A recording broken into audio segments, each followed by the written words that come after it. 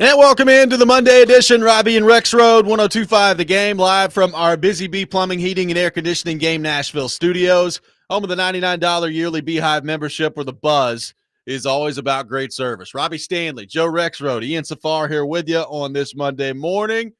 Joe Rexrode is in charge of the text line today, so get after it. Get on the text line, 615-737-1025. Joe, good morning. How are you? Yeah, that's dangerous. I'm okay. I'm just want to start out by saying I'm sorry that I said the Vols would win for sure. I was actually kind of right, but then they made me wrong. But I was kind of right. You weren't kind of right. You were all wrong. They lost. But I mean, Kirby said it after the game. They should have won. They deserve to win. You know how many times in my life I've watched a game that Tennessee should have won? Yeah. In fact, he said that after the game. It made me more mad. Made you more angry. I was like, Kirby, shut up. Yeah. That's a tough one. Great game. It was. Great It was game. a tough one. Got me right on the edge of believing that it was over, and then it was not. We got a lot to get into on the program today. By the way, Ian, let me be a nice person. Oh, good morning. I'm doing great. Thanks. Yeah, just excited. Oh, hi, Ian. Hey, guys. Oh, hi, Ian. Happy Monday, everybody. Disturbed. Hope everybody had a great weekend of football, and your bets and everything fantasy went well. I hope so, too. We got a lot to get into on the program today. Look, I said this after the game yesterday on Twitter. I'll repeat it here. Obviously, we're going to talk a lot about the Titans today. We're going to talk about their loss to the Rams. We're going to talk about Cam Ward and his ridiculous first touchdown pass that he threw and all these different things. I ain't spending all 3 hours on that crap football team. Not when we had a college football weekend around here like we had. So we're going to get into a lot of things throughout the show. Yes, we're going to get into Titans. We're also going to get into Vanderbilt absolutely curb stomping Shane Beamer and South Carolina over the weekend. We will get into what was a classic between Georgia and Tennessee. And, Joe, I would imagine we're going to have a few more Mondays where we're going to be talking about a Titans loss. So I ain't spending all 3 hours on today. Just not doing it. Hey, I think it's I think it makes sense. It's kind of been, sort of the unspoken, not rule, but sort of the tradition is Monday you're going to talk about the NFL game after an NFL team plays in an NFL town. But my God, the college football are they an NFL team? Well, they are. Are they the 33rd team? Maybe they should play North Carolina. I got some numbers I'm gonna roll off here in a minute that just make me question whether or not they are. I mean, look, it's we got some really good college football in the state, and we got some bad pro football. Yeah. So I think it makes sense. Let's mix it up. Yeah, there's no doubt. So we will get heavily into Vanderbilt, South Carolina later in the show. Also Tennessee and Georgia. So we'll take your thoughts on that. Again, Rexrode in charge of the text line, so make him keep up with it. 615-737-1025, our phone number. Well, let's begin with the Titans. They fall 33-19 yesterday to the LA Rams. I mean, Joe, was actually, especially considering expectations, pretty good first half for the Titans. They ended up leading 13-10 after the first or through one half, and then in the second half, they looked like at times they didn't belong on the same field as the LA Rams. They get outscored 23-6 in the second half, and they lose 33-19 to drop to 0-2. Cam Ward, 19 of 33, 175 yards, one touchdown, quarterback rating of 82.3. His touchdown pass, his first one that he threw of his career, absolutely absurd. Just a ridiculous play that he made, rolling out to his right. Io Manor drifting away from him in the end zone. Ward throws it completely across his body. Just an absurd throw. That was a play that he made, Joe, where it was like, yep, that's why he was the number one overall pick right there. And we've talked about it a lot. He's going to make some plays like that throughout the year. I guess the thing I've been most encouraged by through two games with Ward, Joe, is there really hasn't been any of those like just total bonehead plays yet either, where you're just like, well, there's a rookie moment for you. He really hasn't had that to this point, in my opinion. No, he had a flip. He did. But it was not like the miracle flip. It actually worked. He got to his intended target. It did. Look, I like him, and that throw was special. I mean, that throw was special. Number 2 on ESPN. Based on the number 1, which was a good catch by Malik Neighbors, I think it probably should have been number 1 on ESPN. Top 10. and again, we talked all off saying what's the most important thing? It's Cam Ward. So from that perspective, I think there's a lot of promise, but the overall product just remains so hard to watch. And again, it's just, Gentry wrote this in the Tennessean today, and I couldn't, it's like you can just go back to it whenever you want. It's Groundhog Day. Just the inability to block people and the inability to. I understand that like offensive line depth is bad in the NFL, but try different guys. Like you knew last year that John Ojukwu can't play, and then it's like throw him back in there. And after the game, Brian Callahan, who doesn't throw players under the bus, was basically as much as you could say, yeah, he was bad, said he was bad, and they're probably going to change it up again next week, if they can't have Latham back. Bad luck with Latham, but the inability to put together any depth, any sort of reliable pass protection. Here we are 2 games into year 2, and of course it predated these guys. It is just so hard to watch, and I'm so sick of talking about it. Oh, I am too. Like and it's why we're not going to for 3 hours today. Like it's the same old stuff with this team. And, like I said, the first half, it was like, okay, defensively, you're making some plays. You're hanging in there. Barton gets the interception. I'll be honest with you. I thought for the most part, and when you're going up against Devontae Adams primarily, you're not going to get him every time because that guy's a Hall of Fame wide receiver, and he is one of the best of his generation. So he got him a little bit later in the game. I thought Snead was good. Oh, yeah. Like I thought L'Jarius Snead, like you watched him play and you were like, okay, yeah, like this is kind of what they brought him in here for. I thought he was pretty good. He's a number 1 corner talent. So yeah, that was good. Yes, Adams got him late on a TD. So you can't sit here at the end and say, and even stuff like that, then you can't sit at the end and say, hey, great job. And even with Cam Ward, you gotta still not fumble the ball because that play basically ended the game. It was still a football game until then, and he fumbled the ball, and Chig tried to, although I must say, and I even texted Kaharski this, I don't know why he wasted the last question in the press round. Why doesn't Chig tackle there? Why is he not a good tackler? Like he's trying to punch the ball out for 21 yards there. And Callahan's like, yeah, well, he plays offense.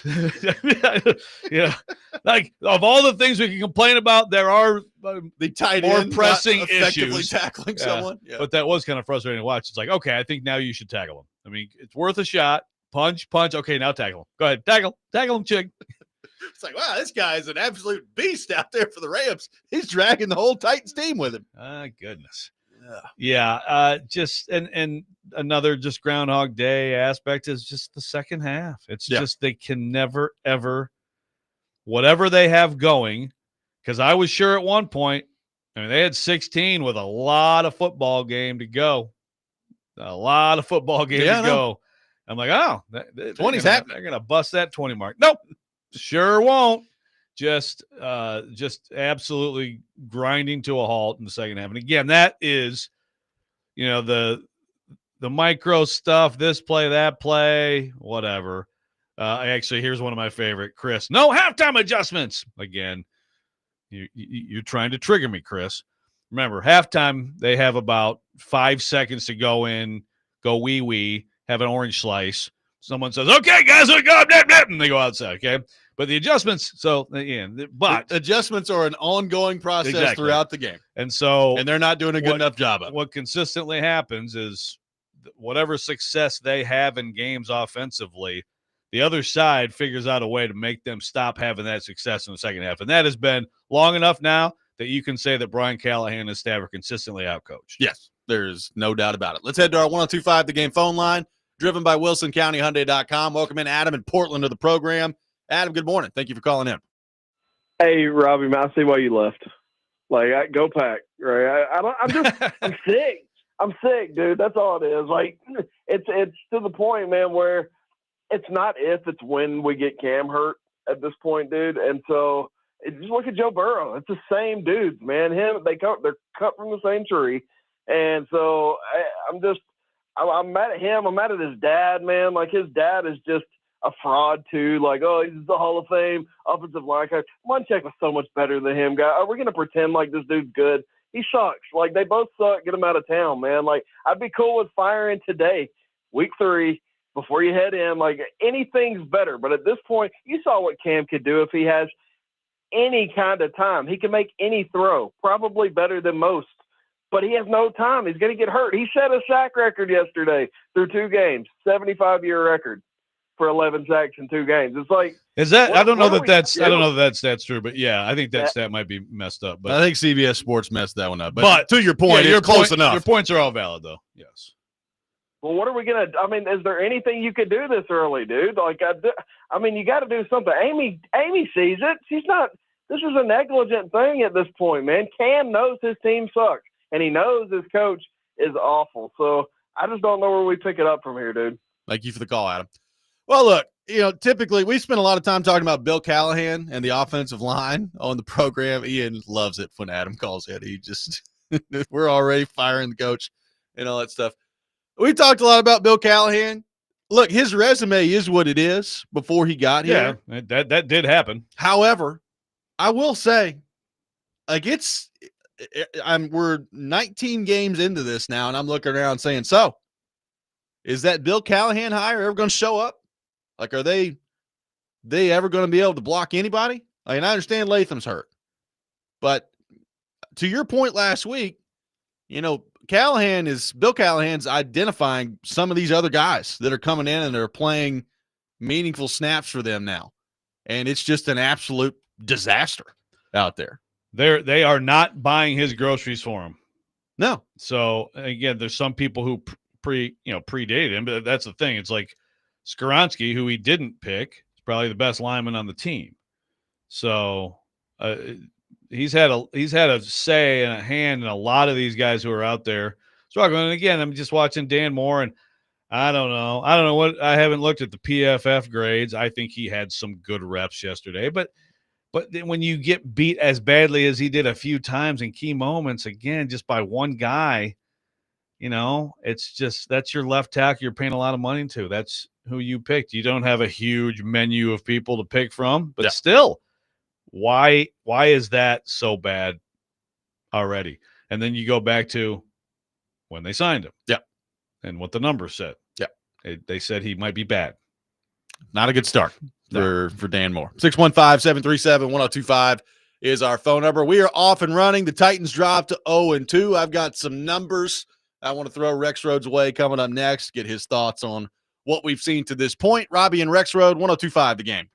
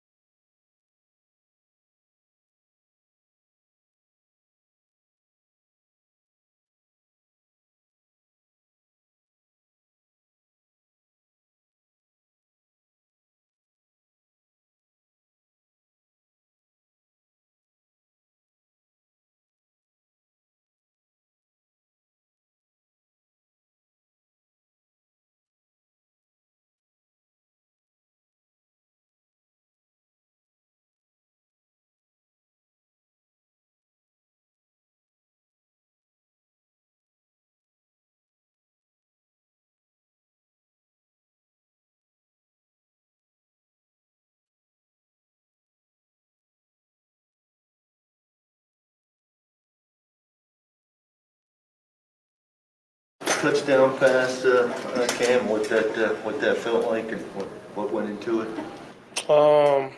Just really, the O-line give me time.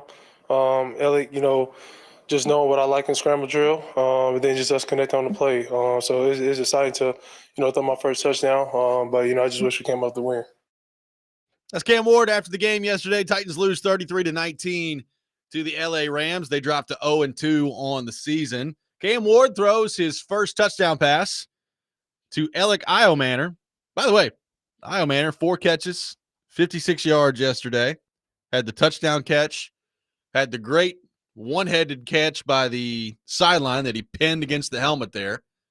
I'm still not 100% convinced that he actually caught that ball, but they got up to their credit to the line and snapped the ball and got the playoff before the Rams could review it. So good stuff there from the Titans. But overall, I think pretty encouraging from Alec Iomanner. Ridley, he had 3 catches for 57 yards on 6 targets. He had another play over the middle, and I know it was a bang-bang play where he had a big gain, and the ball was jarred loose from him. That's you good gotta DB play. come down with the ball, man. Yeah. You're the number 1 wide receiver. You got to come down with the ball on that play. And Joe, we're 2 games in, so it doesn't totally mean it's going to be representative of what it's going to be like the rest of the year. But Lockett, 2 catches on 3 targets for 9 yards, which means in 2 games he's got 2 catches for 9 yards. And I'm not seeing a whole lot from Tyler Lockett out there. No, not much there. But I'd rather see Iomanner and even DK do what they're doing and let the old guys just come in when we need you kind of thing. So I think that from that perspective, you definitely see with Iomanner. It's a good start for him. It's a very promising start. I think did someone text me last night that he just tied Traylon Burks' total of touchdowns? I believe after 6 quarters of NFL football, he has tied Traylon Burks' career total of touchdown receptions. So there you go. Yes. Yeah. But no, it's a promising start for him. DK is explosive, so that's great. On the text line driven by WilsonCunningham.com, because we spent a lot of time here so far in this season going after Brian Callahan. Joe from Maryland points out, Borgonzi Brinker, how about the second-round pick who isn't doing anything? And, of course, again, the $100 million tackle, who is the worst in the league. Logan said, my PFF grade for him is he beep, beep, beep, beep. So I just won't say that on the air, but talking about Dan Moore. Yeah, Dan Moore. That's his PFF grade is he beep. Yeah. So I guess I am kind of, I know we can count on Johnny Boy to Mr. Birthday Boy there to tweet out the PFF grades at some point. Oh, right? yes. Yeah, I'm sure it will happen at some point. Yeah. So, there's at least some of these young guys are looking like they're going to be good, but then some key acquisitions. Again, all the Dejo, second round pick, man. You can do a lot of things with second round pick. And again, it's early in this season when he's going to be a project, but boy, do they need good football players. And I thought yesterday, Joe, was a game where what we've been talking about at edge rusher was on full display. They did not – the edge rushers, I don't know that they breathed on Matt Stafford a single time yesterday. The Rams rushed for 150 yards basically. 25 carries, 149 yards at 6 a carry. Now, I know that, and J.J. Watt was talking about this. Well, 45 of them came on one play to Puka Nacua. Yeah, so if you take that away, those count. You could tackle Puka Nacua when it's 4th down. Did you see the terrible angle taken on that play? Yeah. Should not have happened. Woods. Yeah. So, not a great day defending the run. It's not like they got gashed like they did against Washington last year, but you're talking about 150 yards given up on the ground. And I thought the edge rushers, I couldn't even tell you who played at edge rusher yesterday for the Titans. That's how invisible they were. Just nothing. Yeah, when it comes down to it, the Rams get 439 yards. They get 7.4 yards per play, while you get 3.9. And I think really what happened and what happens a lot with this team is the defense is tough and is right in there and is keeping you in the game, and people are fired up on the sideline and you're flying around, and there's some good players out there, and I think they're doing some good things. And eventually you crumble under the weight of your terrible offense. That's another. So again, the Groundhog Day of can't protect quarterback, can't do anything in the second half, and ultimately betray your defense. I think last year sometimes they just seemed to just play poor defense, but I think you can put you can give a nice chunk of credit for defensive failures to an offense. You have so much pressure on you as the defense of the Tennessee Titans. I would agree. And look, the Rams, Stafford, Adams, Nakua, Williams at running back. Like they got a lot of weapons. Oh yeah, they got a lot of weapons. They're a good team. Good. They Eagles Rams this week. Gonna be a good one. Yeah, like it's gonna be awesome. So I'm looking forward to that. But I just thought, I'm sure they did at some point. So I don't want to over exaggerate, but this is just how it felt to me watching the game. I looked around in the fourth quarter and I was like, wait a minute. Like, have the Titans edge, like, have they gotten within the same zip code of Matthew Stafford at any point in this game? And I don't know what the answer to that is. Texter says, Titans front in a nutshell. They can't protect the edge and they can't rush the edge. Well, here's the bad place to be. Here's the answer, by the way. The Titans were credited with 6 quarterback hits yesterday. One of them came on the sack from Amani Hooker. So you're talking about a safety. Yep. Jeffrey Simmons had blitz. 2 of them. Sebastian Joseph Day had 1 of them, and Jihad Ward had 2 of them. So those were your there's an edge. He's an edge. Get Jihad Ward out there more. Apparently. I didn't know he was really out there. There you go. He's an edge. There's your answer. Play him more. Play all the wards you can. Every ward you got on the team, throw them out there. Yeah. Just bad. Like then you look on the other side, and it's a familiar stat line, right? So you look at a couple of things. Number 1, penalties. 10 penalties for the Tennessee Titans yesterday for 62 yards. Improvement. So while the penalty yardage was cut in half and you went from 131 to 62, you're talking about through 2 games, you took 13 penalties in Denver and 10 penalties yesterday in LA. 23 in 2 games. 23 for almost 200 yards. Yeah. And they started right out. False start. Yep. Offsides, just pre-snap. Again, so it's like that. This is a stated point of emphasis, and it's just absolutely the opposite of working right now. Yeah. Well, and on the sack number, like we talked about the offensive line, CBS, the NFL on CBS did throw a stat out there yesterday that the Titans broke the record. Like Cam Ward's been sacked more than anybody through the first 2 weeks of their career in the last 75 years. That is not true. David Carr, I'm looking at it right now, got sacked 15 times in his first 2 weeks with the Houston Texans. Which adds up since he what was the total? 76 for him? 76, I believe. You got to be on a great pace to get to 76 at the end. Yeah, but still, welcome to the NFL, Cam. Yeah. 11 sacks. Well, the overall point is it's the same stuff, right? It's the offensive line just being an absolute crater out there, not being able to block anybody. And you got penalties all over the place. 10 penalties in a game. And look, I guess I buy into what Kuharski threw out there a little bit to a certain degree, right? Like when you're just overmatched, you're probably going to take some penalties just because, those are fine. Yeah. But the pre-snap crap has nothing stuff, to do with that. And Skoronski was talking about that yesterday. He's like, there's really not a magic formula to improving them. It's like as simple as just don't do it. Like false start. Hey, don't false start. That's the coaching point there. And it's like, I don't understand just the amount of false starts they had yesterday. And I understand your right tackle scared to death getting beat out there, but you can't false start. Like it's ridiculous. No. And one of his definitely was one of those,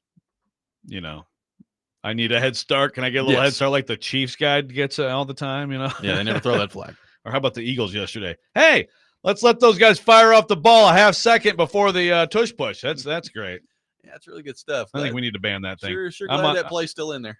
Yeah, I'm on board with banning. Real fun to watch. Slick does ask, who could they realistically acquire this offseason who was better than Dan Moore? Slick from Adamsville. And I said, look, that is a fair question. I don't have a good answer for you, but I do know this. I know that these people last year said J.C. Latham is a left tackle. Oh, absolutely. He's going to be good. So if that's your conviction to the point where you take someone number 7 in the draft, maybe stick with that and go spend less money on a right tackle. And then you're protecting the blind side of your right-handed quarterback with the guy that you picked 7th that you swore up and down was a left tackle. Yeah. Maybe do that. 615-737-1025 is our phone number. How do we evaluate Brian Callahan's day yesterday and a conversation that will dominate the Titans portion of our show, probably for the rest of the show. The record's exactly what we thought it would be through 2 games. They're 0-2. They played the Broncos and the Rams. Nobody thought they were going to beat the Broncos and the Rams. So it's not surprising where they're at.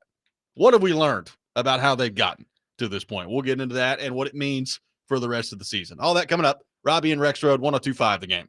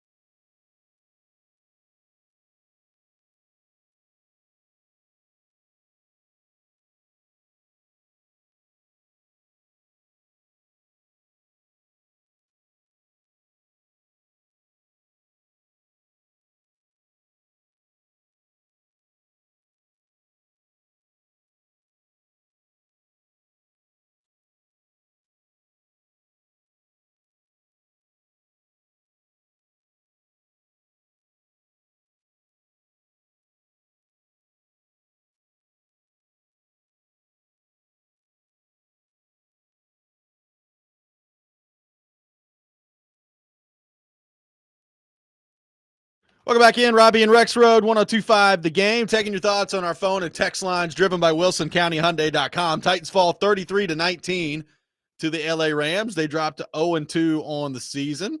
A lot of conversation last week about Brian Callahan. So what do we make of his day yesterday? Joe, I mean, there was nothing really egregious, I think, yesterday, other than there was a decision that he made and an explanation that he gave that makes what he tried to do last week all the more confusing to me. So we talked about the Cody Barton interception. Cody Barton intercepts Matt Stafford. I believe there's 32 seconds left on the clock in the half, and the Titans have the ball at the LA 46. All right. So you're in plus territory. It's 10-10 at the time. You've got an opportunity to go try to score a touchdown right before the half. The first play after that was an incompletion, I believe. And then they basically just handed the ball off, kicked the field goal, got to the half. And J.J. Watt on the broadcast was like, I mean, you could probably try to push the ball down the field here and go score a touchdown before the half. They chose not to do it. Brian Callahan was walking off the field at halftime, and he talked to Evan Washburn of CBS and basically was like, yeah, we just felt like we needed to, with the time left, that we needed to take the points there. And it was like, okay, so you took the points, you got the 13-10 lead at half. I wasn't like super offended by it or anything, but I did look at it and I was like, well, okay, a week ago you had the ball on the own 7-yard line and you tried to be as aggressive as all get out, and it ended up being a total disaster. And now you take over after an interception in plus territory at the 46 and you want to go into the shell. That part of it bothered me. But other than that, there was nothing overly egregious yesterday, I thought. Yeah. I think last week is as stupid as it can be all on its own anyway. But yeah, it is funny to have the contrast, right? This is when you're safe. That's when you're aggressive. But I actually thought he did the right thing. We've been sitting here talking about their inability to protect a quarterback. And so I think to get points right there, I had no problem with it. Yeah, it does make for a funny contrast with the decision that, again, on its own is just continues to confound me. Here was the explanation that Brian Callahan gave after the game on what he did at the end of the half there. I know hindsight's always 20/20, but any thought going into halftime on taking a shot with how Ward and Iyer seem to be clicking? Just because of the distance to the end zone, it would have been I just didn't want to do anything where we put the ball in harm's way in that particular moment after a big turnover and a chance to go kick the field goal and take the lead, going into half. I thought that was a huge 10-point swing for us, and so wanted to make sure we took the points there. So that was his explanation after. I mean, I hear that, like, distance to the end zone. It's like you started on the 46, man. Like, it's not that far, But, again, it's not a federal issue. Like, it's not some big deal that they didn't try to push and go get a touchdown there. It's the Titans offense, so the chances are they probably wouldn't have gone to go get a touchdown there anyway and would have ended up with a field goal. Well, they probably would have ended up with like what happened last week at Denver, and they would have gotten sacked twice, and then they got nothing. I mean, I get it. Again, it's not a federal issue. There's a lot of talk about Callahan's play calling yesterday. I'm still waiting on the breakout performance of, wow, what an absolutely great game called by Brian Callahan there. I didn't think it was some huge issue yesterday, but he's certainly, we talked last week about the importance of your play caller being an elevator and what Dan Orlovsky said about that. And he's not. Like, we're 19 games in. He's not that. So. Right. Like I thought when they moved the pocket, they had the little sort of waggle, whatever you want to call it, little play action boot, and then you've got half the field, and you got Ridley a couple times on some shots. I think he missed one doing that the other way. Ward just sailed one, and I forget who the receiver there was in the flat. But like, those are good plays. I would have done that more though, because when you're just straight dropping back, it was not good. I don't have there's no, which is good still for him, just in terms of not being the talking point for an entire week. Nothing egregious, but not scoring after half, consistently an issue. Not protecting your quarterback, consistently an issue. Just being bad on offense, consistently an issue. Losing, consistently an issue. And we got people asking us about the number 1 pick next year. Jason Gilletsville, come on now. We can't do. We're not talking draft right now. We're not talking which position they're going to draft. Also, Jordan from Franklin talking trash already about the Colts. I mean, we will get to the Colts. Indiana Jones is going to be MVP of the league this year. Apparently, that was an incredible game. Now, 2-0 for the first time since 2009, which is insane to me. Pretty hard to believe. How? Yeah. But David from Paris does say this will be Indiana Jones in the Stadium of Doom. That was good. Nice. Good joke. We'll get to that later. And but yeah, like I will say real fast, I mean, you lose to them to go to 0-3, and I understand, like, some people are pointing out, like, they've played two really good teams. No doubt. I mean, Brian Callahan made that point very clear in his opening statement. Two great teams, and that's not inaccurate. Lose at home to the Colts, you know, and it's just like we're not even in October yet, and it's like and it's like people are going to seriously start, okay, what's the number one pick going to be this year? It's a terrible place to be. Well, they have lost. So I'm going to throw some numbers your way, and this is going to kind of lead us into the discussion of where we're going on the Titans front the rest of the show. You know, they're 0-2. Nobody thought they were going to be anything but 0-2 when this season started. And you looked at, okay, on the road at the Broncos, at home against the Rams. I mean, you tell me if I'm wrong. I don't know anybody that realistically expected them to win either one of these two games. So where they're at in terms of their record, it's not very surprising. Like, they're 0-2, and they've played two teams that are frankly just flat out better than they are. Now, the whole picture, Joe, they have now lost 8 in a row dating back to last year. I went through some of these numbers yesterday because I looked at the final score. I was like, well, there are the Titans losing by double digits again. Like, how many times has that happened under Brian Callahan? So here's what I came up with. They are now 3-16 with Brian Callahan as head coach. So 19 games of a sample size, 3-16. We know that that's bad. Of those 16 losses, 8 of them, so half of them, have been by 10 points or more. And I'm not even counting a few more that have been by a touchdown, or 9 points. There's a few of those in there. 10 points or more, they have lost 8 of those 16 times. Which means, I mean, it's the National Football League. It's hard to lose by 10 points or more.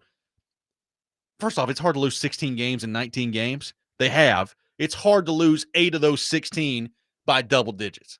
It just shows you that they're not even competitive. Like, they're not remotely close to being a competitive football team right now. And, you know, I said, is that all on coaching? No, it's not. We know the roster is bad. But the bottom line is, when you have that bad of a record, and in junction with that, like, you get killed all the time, like you're losing by double digits all the time, you're just not going to last very long in this league. Like, I had somebody point out the Dan Campbell example, and I don't know how many double-digit losses he had during that stretch. I think in his first 20 games, he was 4-15-1, I think was Dan Campbell's record. And obviously he turned things around. I would also Year say 2, right? Year 2, that's when they won at Lambeau and all that stuff. Yeah. Right. So maybe that happens at some point this year for the Titans. It's going to need to. By and large, that's the exception and not the rule. Like, right now, Brian Callahan, and I saw our friend Andrew write about this yesterday. Right now, he's on pace to be the worst coaching hire in the history of the franchise. Like, I think Wisenhunt was 3-23. Right now, he's 3-19. He is right there with Ken Wisenhunt, which you're not going to last long in this league if that's what you are. Yeah, the only difference being one of them is tolerable as a human and one is not. That's true. But the similarities, certainly not protecting quarterbacks, that's a clear similarity between the two. You know, and also offensive whiz. All right. And it's just bad offense. So it's, you know, it's not good. And yeah, like Cam Ward is promising. Cam Ward is out there doing some things. Now, the best play yesterday was Cam Ward improvising and extending a play and keeping it alive, and then just making a backyard football play that was fantastic. Yeah, like I wouldn't look at that and say, man, look at that great coaching. You know, that's why they picked him where he did. And it's still like that's still the thing, right? Overall is the Cam Ward thing and the idea of, do you want continuity? And like, does he genuinely believe that Brian Callahan's good for him and he likes working with him and he wants to keep working with him and all that stuff? I mean, all that's going to be factored in beyond just how bad the record is and everything. But the CEO aspect of this job is just not being done well at all. No, Let's head to our 1025 The Game phone line, driven by WilsonCountyHyundai.com. Welcome in our buddy Mark in Nashville to the program. Mark, good morning. Thank you for calling in. Yeah, how you doing, Robby? What's up, Uncle Joe? What's going on? What's up, buddy? Yeah, I didn't hear you mention anything about Joe Montana, did I? Or am I hearing thing? I didn't hear anything. Not yet. I have not mentioned okay. the very good Joe Montana today. Thanks. Okay, Joe. Okay, yeah, I'm just playing with you. Yeah, I got several things to talk about. I mean, there was a little good and a little bad. Pollard had a good day, rushing close to 100 yards. I thought Xavier Woods played a great game, Joe. He's a hitter, man. I think he's a good player in the secondary for them.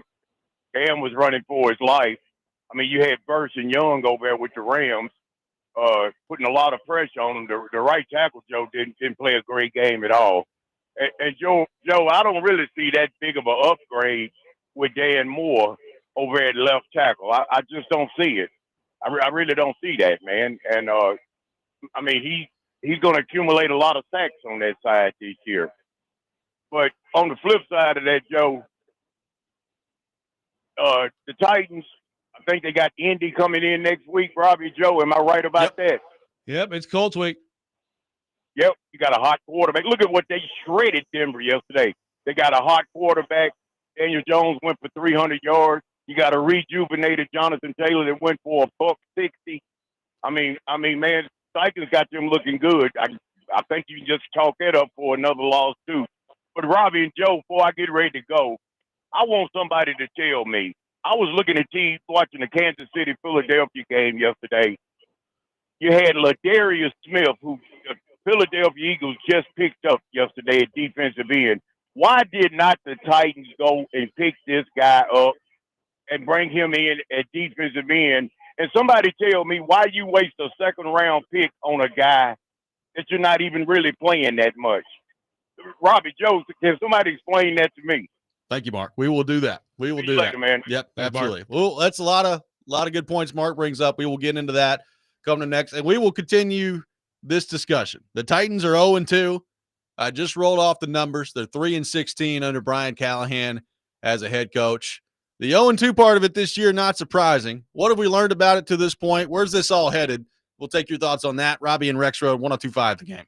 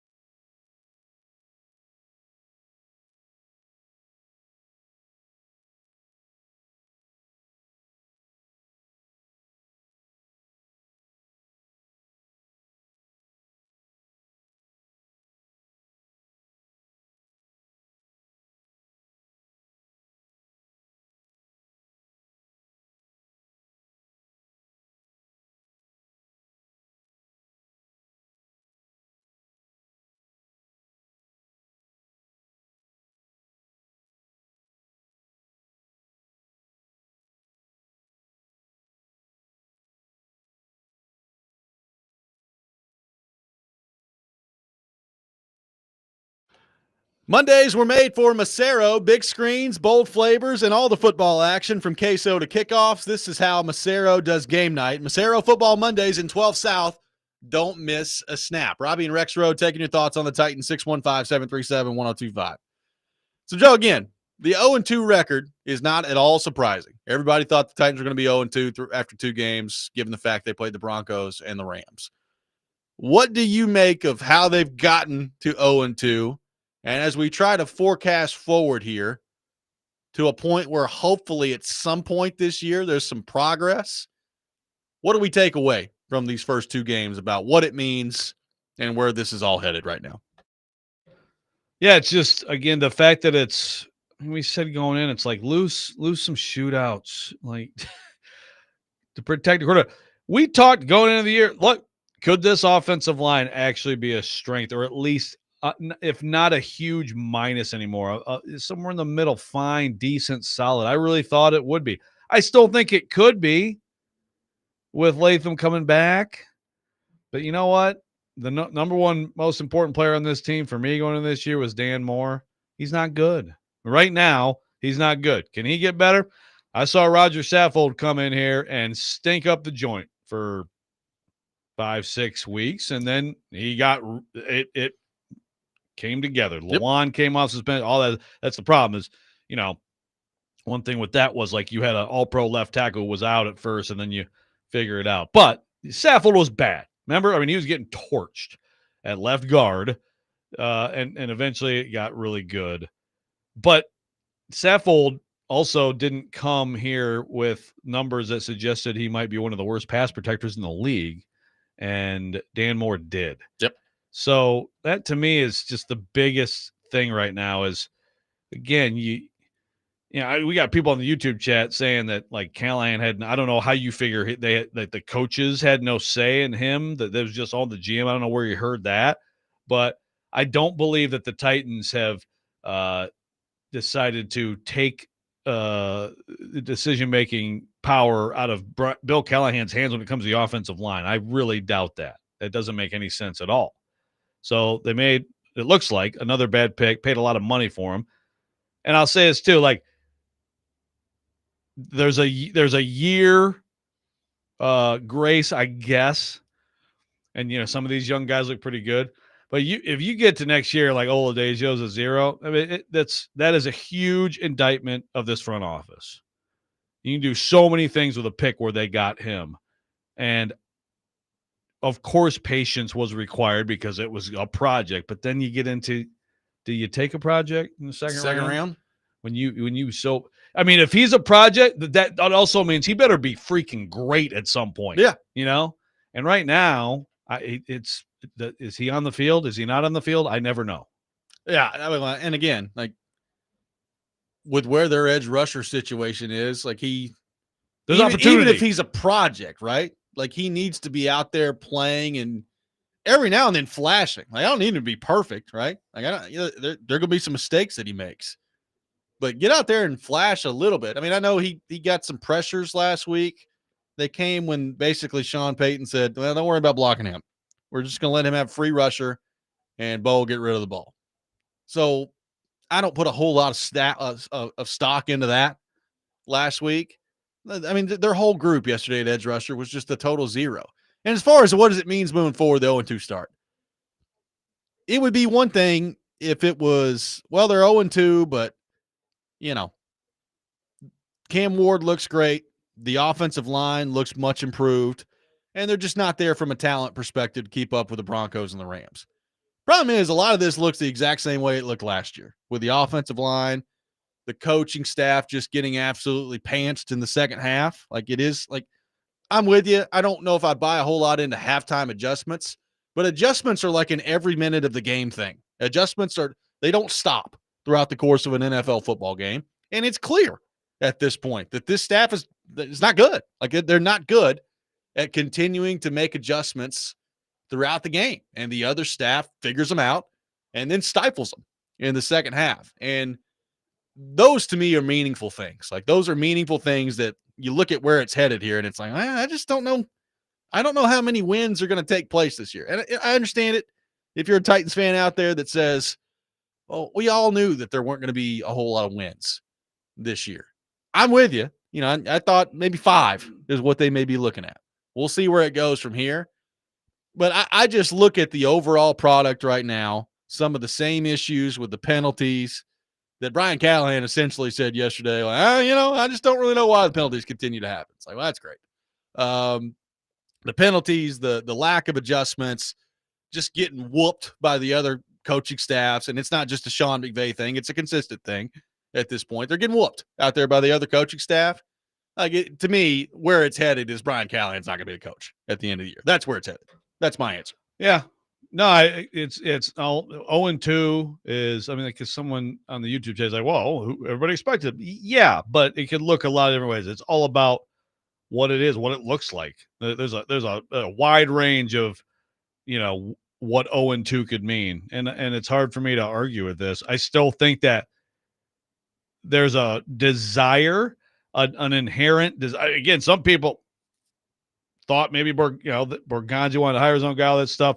The reports they considered firing. But see, considering firing him to me is just, it's an obvious thing you do. I'm not saying it doesn't mean anything, but it's to me, that's not that impactful of a news item because of course, right? You're bringing it's in a new no-brainer. GM. You went 3-14. I would imagine there was some consideration given. The minute you decided to not do that, to me, you said, okay, he's here to develop quarterbacks. We're drafting him a quarterback. We're going to give him every opportunity to develop that quarterback, right? So I still think that there's going to be a lot of internal discussion and I think some sentiment toward, are we really going to uproot this for Cam right away? And I think a lot of it has to do with Cam publicly is going to say, yeah, you know, Coach Callahan, right? Yeah. How does he really feel? I mean, I think that still matters a lot apart from all this other bad football that we're watching. But I can't. I mean, if I had to bet right now, I mean, my percentages keep going down that he's going to be here next year. Well, again, like from the Cam standpoint, he's saying all the right things. And look, he probably believes all those things that he's saying right now. What is it? How does he feel in November? Right?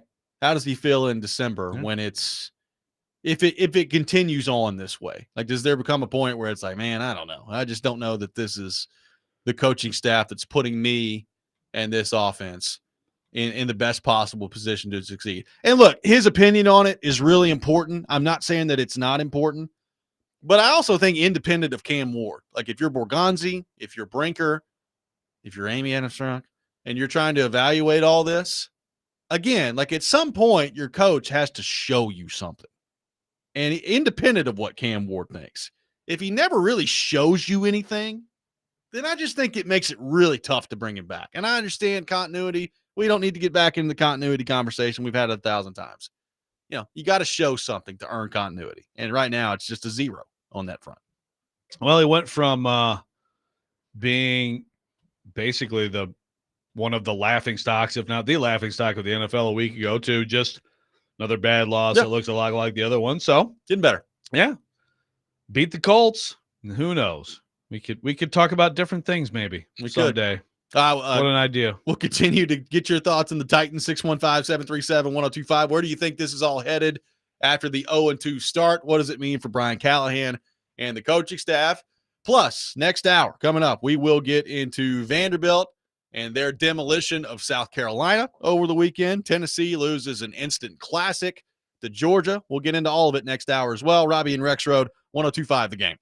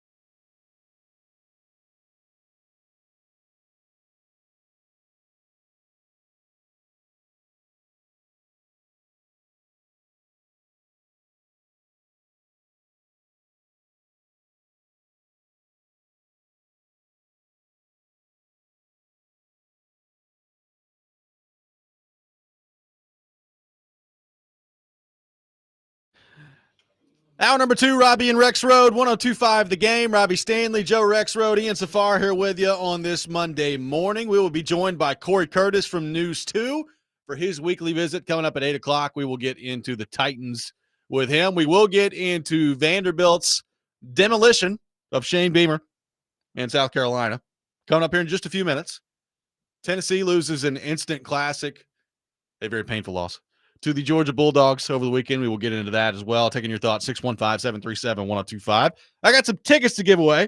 A pair of VIP tickets to the Nashville Oktoberfest coming up on Sunday, October the 5th. You get the VIP area. You can get away from the crowds, kick back, relax in their comfortable seating area while you enjoy unlimited food and drinks. You get all these things and all you can eat Bavarian fare, air-conditioned luxury bathrooms. We get it all for you. To caller number 5. Caller number 5, 615-737-1025, will win a pair of VIP tickets to the Nashville Oktoberfest coming up on Sunday, October the 5th.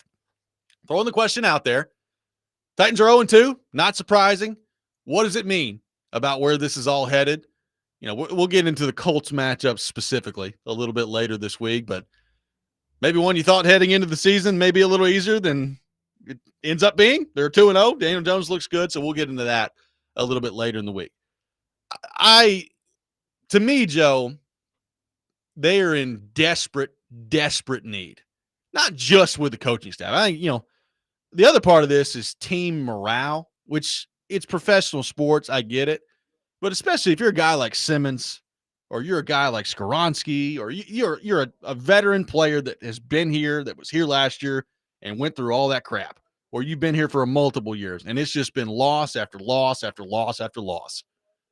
Like how long into the year this year before you're just like, man, here we go again. Like we're just going to be absolutely awful again this year. And I'm not saying that affects like your effort level or your, these guys all have things to play for. But I do think there's a level of just a losing environment and being around that all the time that just absolutely wears on you. And I would imagine like there's got to be like, Jeff Simmons deep down when he's walking out of the locker room yesterday, it's like, God, we're 0-2. Our offense can't score any points again. We had 10 penalties in a game. Like this just feels like the same old thing that it's been the last 2-3 years around here. I mean, that can't be good. Like that cannot be a healthy thing. No. And of course, Simmons would be one example, one of the guys who was here for the good times and was a big part of the good times. So he's felt both things. I don't know. Like it probably makes it worse for someone like that, right? I guess. Whereas I guess if you're a Skoronski, all you know is losing. We lost a lot around here. Yeah. I don't know what's worse. I just know that losing in general is rough. Now, Matthew Stafford, we actually had a lot of conversations last week about Cam Ward and talk about Matthew Stafford and the whole, like the idea, like sit him because he's getting sacked. And no, I mean, you're not going to sit him. You're going to play him. But I will say that again, when I go to Matthew Stafford, it was the same thing. It was a terrible, the worst team in the league and all that stuff.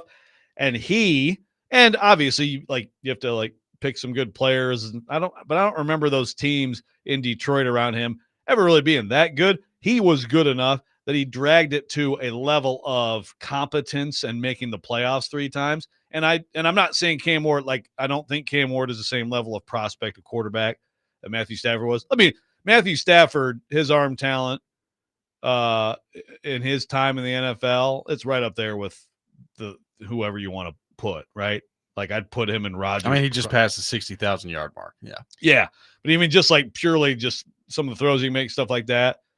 But the point being, he's still elevated because he was so good. And so I think about that play Cam Ward made yesterday, and that's the hope. Yeah. That's the source of hope. And I do I don't know that he's going to be good enough. I don't know that he's going to be consistent enough for all that stuff.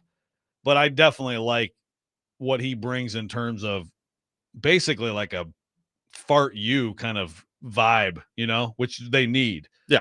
He is tough and he is confident, and I think that's great.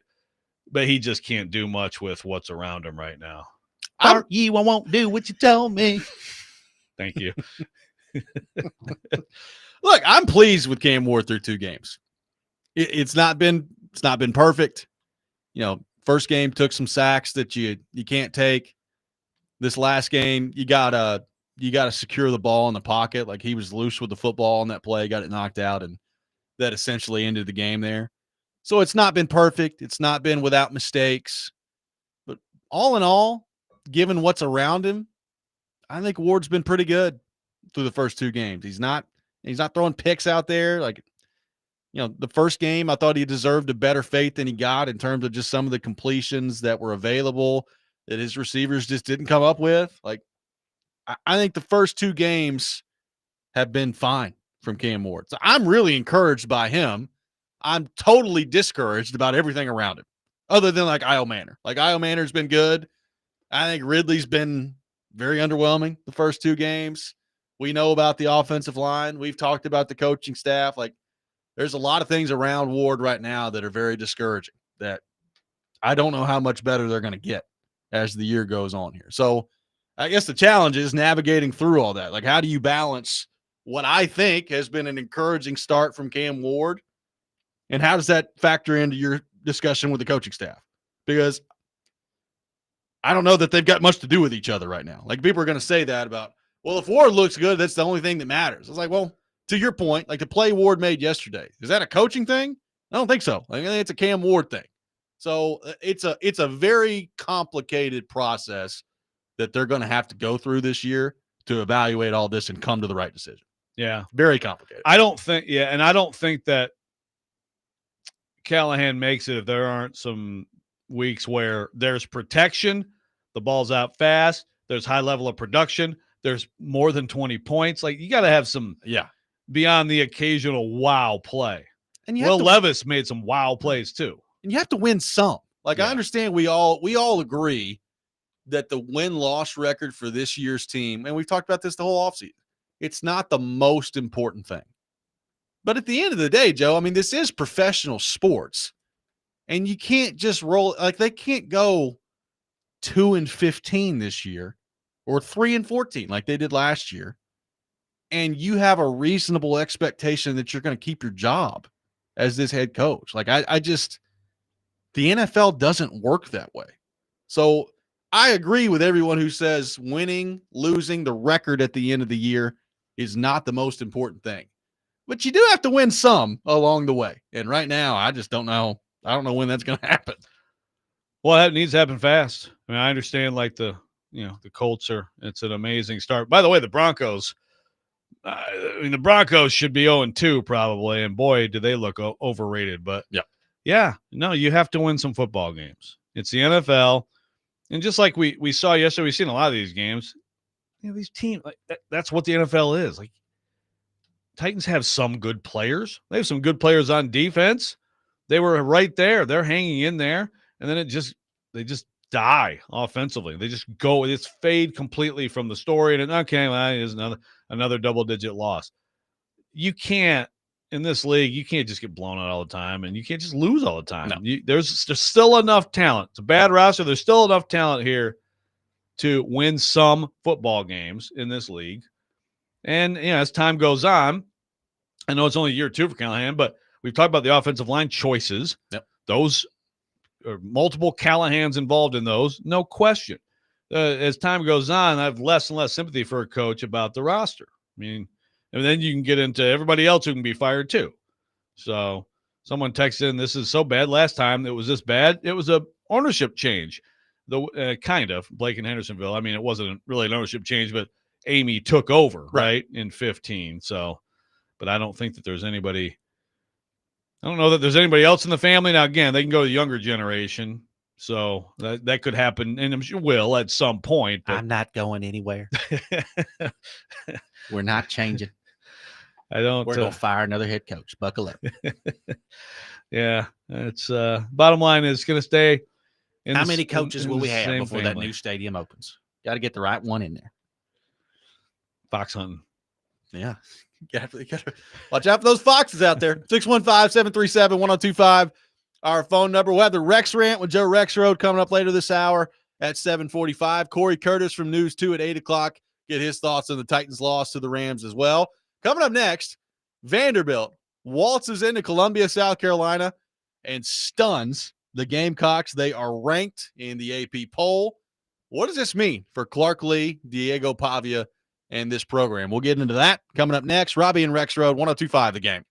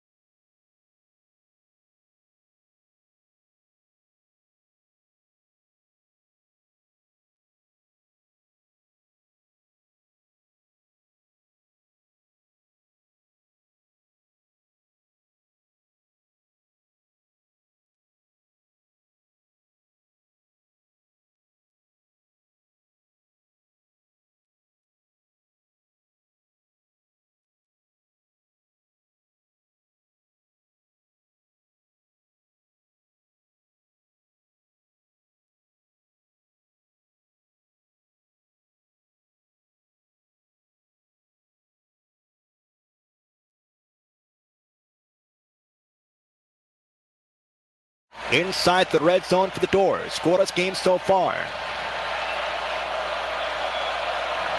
Richardson near sideline toward the right. Sherrill far sideline toward the left. There's the snap. It's a play action. Pavia's got a pocket, steps up, he flips. It is bobbled. It is caught by Cedric Alexander. Breaks it, tackled. He lunges far sideline toward the pylon. Touchdown. Did he get it? Touchdown! Vanderbilt! What a play! Cedric Alexander, his third career receiving touchdown. And the Doors on the board first here from Williams-Brice. Vanderbilt walks into South Carolina and just slaps them 31-7 over the weekend. Vanderbilt gets a huge win against a team and a program, as we mentioned last week, Joe, that they have really struggled against. They go in and they just dominate South Carolina. Now, a couple things. Obviously, Lenore Sellers leaves the game, and that's a big deal. He gets hit in the head. He's out. We'll see what that means for him moving forward. He was 6 of 7 for 94 yards and a pick at the time that he left the game, and South Carolina had mustered up 7 points by that point. So there are going to be people that say, well, of course Vanderbilt ended up winning because they knocked Lenore Sellers out of the game. I think Vanderbilt was in a good spot before the injury, but we'll never know. Like, we'll never know if Sellers is in there for the second half, what that means and what sort of an impact that ends up having on the game. The bottom line is, Joe, they just walked into the number 11 team in the country and won by 24 points on the road, which is not something that Vanderbilt football does. And they are ranked in the AP poll. They are number 20 in the AP poll as a 3-0 start. Make no mistake about it, they should be 5-0 by the time they waltz into Alabama here in a few weeks. So what a win for Clark Lee and the Vanderbilt football program in South Carolina. Huge, huge win. They are ranked in September for the first time since, good Lord, the 30s? 1956. Okay. So, yes, if Sellers doesn't go out, South Carolina scores more than 7 points. I think it's probably a competitive game all the way. But Sellers wasn't on that touted, talented defense that was already just having no answers at all for Vanderbilt, and that wasn't going to stop. So I think, Vanderbilt took control right away, went down and scored. Now South Carolina answered them. Huge pick on Sellers later, like you said. It would have been more of a shootout, more of a competitive game. It ends up being a blowout. Bad luck for South Carolina. I'm glad to hear it. Sounds like it's, it looked like it was like a concussion thing. I didn't think Patterson, I know some people will be like, well, they knocked out their quarterback. I mean, he jumped up to try to block. It was kind of like the, what other game was that yesterday where it was the same sort of thing? It's like you jump up to try to block the pass because you're not going to get there, and then you just kind of come down on the quarterback. I didn't think that it was malicious at all. I guess by the letter of the law, it was targeting. It the correct call? Yeah. Yeah. I mean, just because of how where things ended up impacting, I mean, it's fine. I think it was like an egregious bad call, but it also was one of those like, yeah, he's just trying to make a play, jumping up, trying to make a play. We got to do something about that rule. We really do. Like, it's awful. Like, we've got to adopt a flagrant 1, flagrant 2 system for the targeting rule. Yeah. It's as simple as that. Yeah, I don't hate that. Flagrant 1, flagrant 2. Flagrant 1, you can keep the 15-yard penalty, but you're not getting kicked out of the game for no reason. Right. Flagrant 2, if you think it's malicious, kick them out. It's just not that hard. I don't know why we keep having this discussion every year. Yeah. No, I think that could be a good system. But anyway, bottom line is that their offense just dictated the game. Their offense, South Carolina just had no answers. And again, the creativity, to me, Gentry, Estes and I were watching it, and Wes Rucker, TV guy Wes Rucker, in the Neyland Stadium press box after the Georgia-Tennessee game, and it just looks like they're doing more stuff. The point Gentry made, it looks like they just have added layers to the offense. And also, I mean, like Trey Richardson is just so fast. Yeah. And just the speed element that he brings and the variety of weapons that Pavia has. And right now, Pavia is healthy and he's fast and he's powerful. And it's just like, that is such a key to this season for them to do something special, is to keep him there. It's like these next 2 weeks, it's like, just slide, get rid of the ball quickly, get out of there in the midway through the third quarter. I think there's going to be games like that. I don't have any, and maybe I'll eat these words, I have no thought to Vanderbilt being in any kind of competitive games the next 2 weeks before they go to Alabama. And if they go to Alabama 5-0, now we're getting close to college football playoff committee. Let's see these rankings in October. I mean, to me, it's an uphill climb when you look at their schedule. But think about like an LSU right now, which stinks on offense. Don't tell their coach that. Well, we'll get to that later this hour. But But like LSU coming in here with the way they're playing offense, you tell me Vanderbilt has no chance against them? Arch Manning can't complete a freaking forward pass. He looks bad. For all the people who said, oh, no, Arch is the number one pick.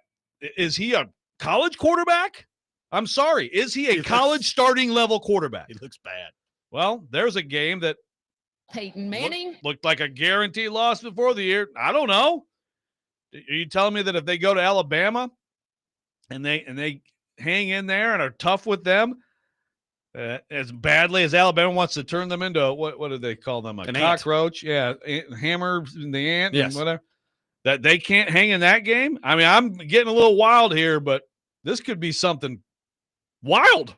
Yeah, I'm getting wild, but it seems like it could be wild. Well, look, I mean, anything other than at this point, now that you've got the South Carolina game behind you, anything other than 5-0 heading into the Alabama game would be unacceptable for Vanderbilt. Like you need to have moved past the point of having lost to, Georgia State or Utah State, right? Like you need to win these games coming up. So that's the first thing. They didn't do it last year. So that, they lost to Georgia State on the road. You got them at home this time. We'll see what that looks like. My guess is they're probably going to destroy Georgia State because I just think this Vanderbilt team's better than they were a year ago. Clearly, like their defense is better. I think significantly better than it was a year ago. Pavia's healthy right now. And again, like Joe, you look at the numbers offensively, and this is the kind of the crazy thing about the Vanderbilt offense. They really just don't blow you away with the numbers. Like Pavia threw for 177 yards, which is good, but like it's not jaw-dropping numbers. And they ran for 146, but they did 146 yards on 37 carries, 3.9 a touch. Now I know there's a couple kneel downs that you can toss in there too, but it's just like, I don't want to say death by 1,000 paper cuts, but just the way they operate, it feels like they either make the right call or the right decision every time. And that's what it feels like. The numbers don't blow you away, but they just make the right decision every time. They're a total pain in the butt, and they get you in 3rd and 3 a lot, and then it's like, okay, here's Pavia with the run fake, and he's going to go. It's almost like watching Haynes King for Georgia Tech, right? And it's funny because they just played each other in the ball game, but it's like you just know when you get in 3rd and short, the quarterback is probably going to keep, and he's probably going to find a little seam, and he's going to get 4 yards on 3rd and 3. Yeah, and then they move the chains. And then, boom, now they just hit you with a little play action and got 20 yards on you. But I agree. It's not like they're rolling up 500 yards. Again, that's a very good defense on the road. But you just kind of knew, like, they're not going to stop them. And really, Pavia threw just an awful interception. Pick, yeah. And could have been worse. That takes a TD off the board right there. Yeah. So, no, they are a pain in the butt. And, again, I think that the difference between this team and previous – like Vanderbilt teams, they've had some good skill players. They've had some pretty good teams. They actually have guys in the trenches and some depth in the trenches, and they're rotating a bunch of guys on the D-line. Yeah. That's like an SEC level situation. Yep. Not the highest level, not a bunch of 5 stars, not a bunch of sure thing high picks, but like they got dudes in the trenches, and some of them are just guys who have gotten a little bit better and a little bit stronger every year here at Vanderbilt. 615-737-1025. Our phone number. Huge win for Vanderbilt over the weekend. We'll take your thoughts on that. Plus, a classic between Tennessee and Georgia that Tennessee comes up short in overtime. We'll get your thoughts on that. 615-737-1025. I got some takes from that game. We'll get into that. Robby and Rexrode, 1025 The Game.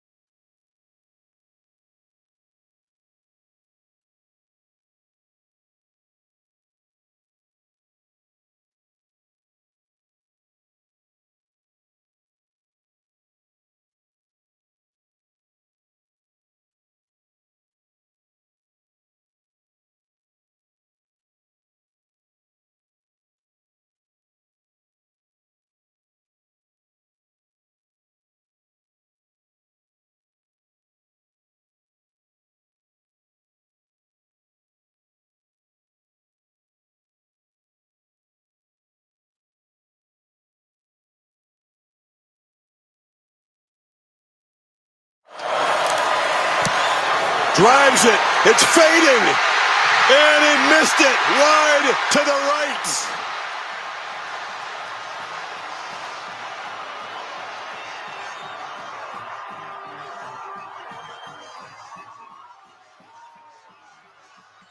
Did the 5-yard penalty make a difference? It backed him up. They couldn't get it to the center of the field. Had to try it from that left hash. No matter how many times you practice in camp, no matter what you do to try to create that pressure, nothing you can do as a college coach matches what Gilbert just faced. Chance to win this game. A rivalry game we haven't won since 2016. Game on the line. Georgia gets it done in a classic at Neyland Stadium on Saturday. They win 44-41 in overtime against Tennessee in an awesome game. I think definitely game of the year so far in college football. We'll see if that holds up as the year goes on. Joey Aguilar, 24-36, 371 yards passing, 4 touchdowns, 2 picks in the game. Gunnar Stockton, 23-31, 304 for 2 touchdowns. Just a great game on Saturday. You know, obviously, Joe, it's an incredibly painful loss if you're a Tennessee fan. Like I said it on Saturday. In a lifetime full of Tennessee losses, that was certainly one of them on Saturday. I mean, you can add that one to the list of just absolute punches right to the gut. You know, a chance to win the game on the last drive. You take the false start penalty right before the field goal, which just ends up being an absolute killer. They had 7 seconds left on the clock. I believe it was 3rd down, and Heupel had all 3 of his timeouts. I wondered if they would try to run another play to get it a little closer, blow one dead for the timeout, and then kick it on 4th down. They didn't. They decided to kick it with 7 seconds left, and you knew the ball. I mean, as soon as the ball left his foot, you knew that one wasn't going in. And frankly, when that one didn't go in, figured in overtime probably wouldn't go very well, and it didn't. Tennessee couldn't get anything done in the overtime. Gilbert came back, made that kick, and then on the first play, Georgia picked up 21 or whatever it was in the heavy formation, and they walk away with a win. You were there, so I'll turn it over to you. What did you make of the game? What did you make of the win for Georgia and the back and forth between Tennessee and Georgia over the weekend? Yeah, well, what I wrote was, I mean, Tennessee fan. This is a very small sample size, but you know, if you can't get down to the field early at Tennessee, and I couldn't because we had to have some stuff written and on the internet right away, then you're going to be fighting crazy crowds, especially a game like that. It's a packed stadium. Everybody's in the stadium all the way to the end. So you're going against the grain, all these people, and some of them smell like they've been drinking for a long, long time and look like it and sound like it. So there's a bunch of us trying to like get through these people. I've been in that situation. I remember like the Ole Miss game, and it was like, these people are pissed. Yeah. So I was, first of all, immediately struck, and then it was the same thing post-game. Like, they were actually, like, they were okay. And yeah. Is that a sweeping judgment from one packed hallway? Yeah, but even the players, no one cried. No one, it was, of course it hurts. And it's funny because Heupel said several times this needs to hurt. You know, it's almost like, you guys need to be, like, really upset about this. But a couple things. One, Tennessee is a lot better than I thought they'd be. Like, I know this loss hurts, but, like, Tennessee could be good.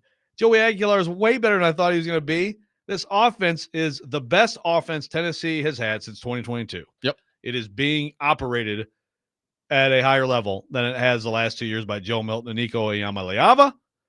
So there's all these things. And also, this is the reality of this situation, because there were so many parallels about the Alabama game, right? It looked just like it. I mean, he's kicking in the same way. It was the same kind of game. It turns into this crazy shootout. It was like the whole day is just like you're reminded of the Alabama game. The difference is the win and the loss. It's the end of the world or the greatest thing ever back then in terms of what you want to do with your season. Now, you know, you got mulligans. And so to your point, like you have said, you don't like that as much. What I like about it, like, I don't think it changes the intensity on the field or the atmosphere or anything like that. But in the aftermath, as a Tennessee player, as a Tennessee fan, you sit there and say, hey, play like this, we're going to be in the playoff. Yeah. And so that's kind of my takeaway is it's a killer.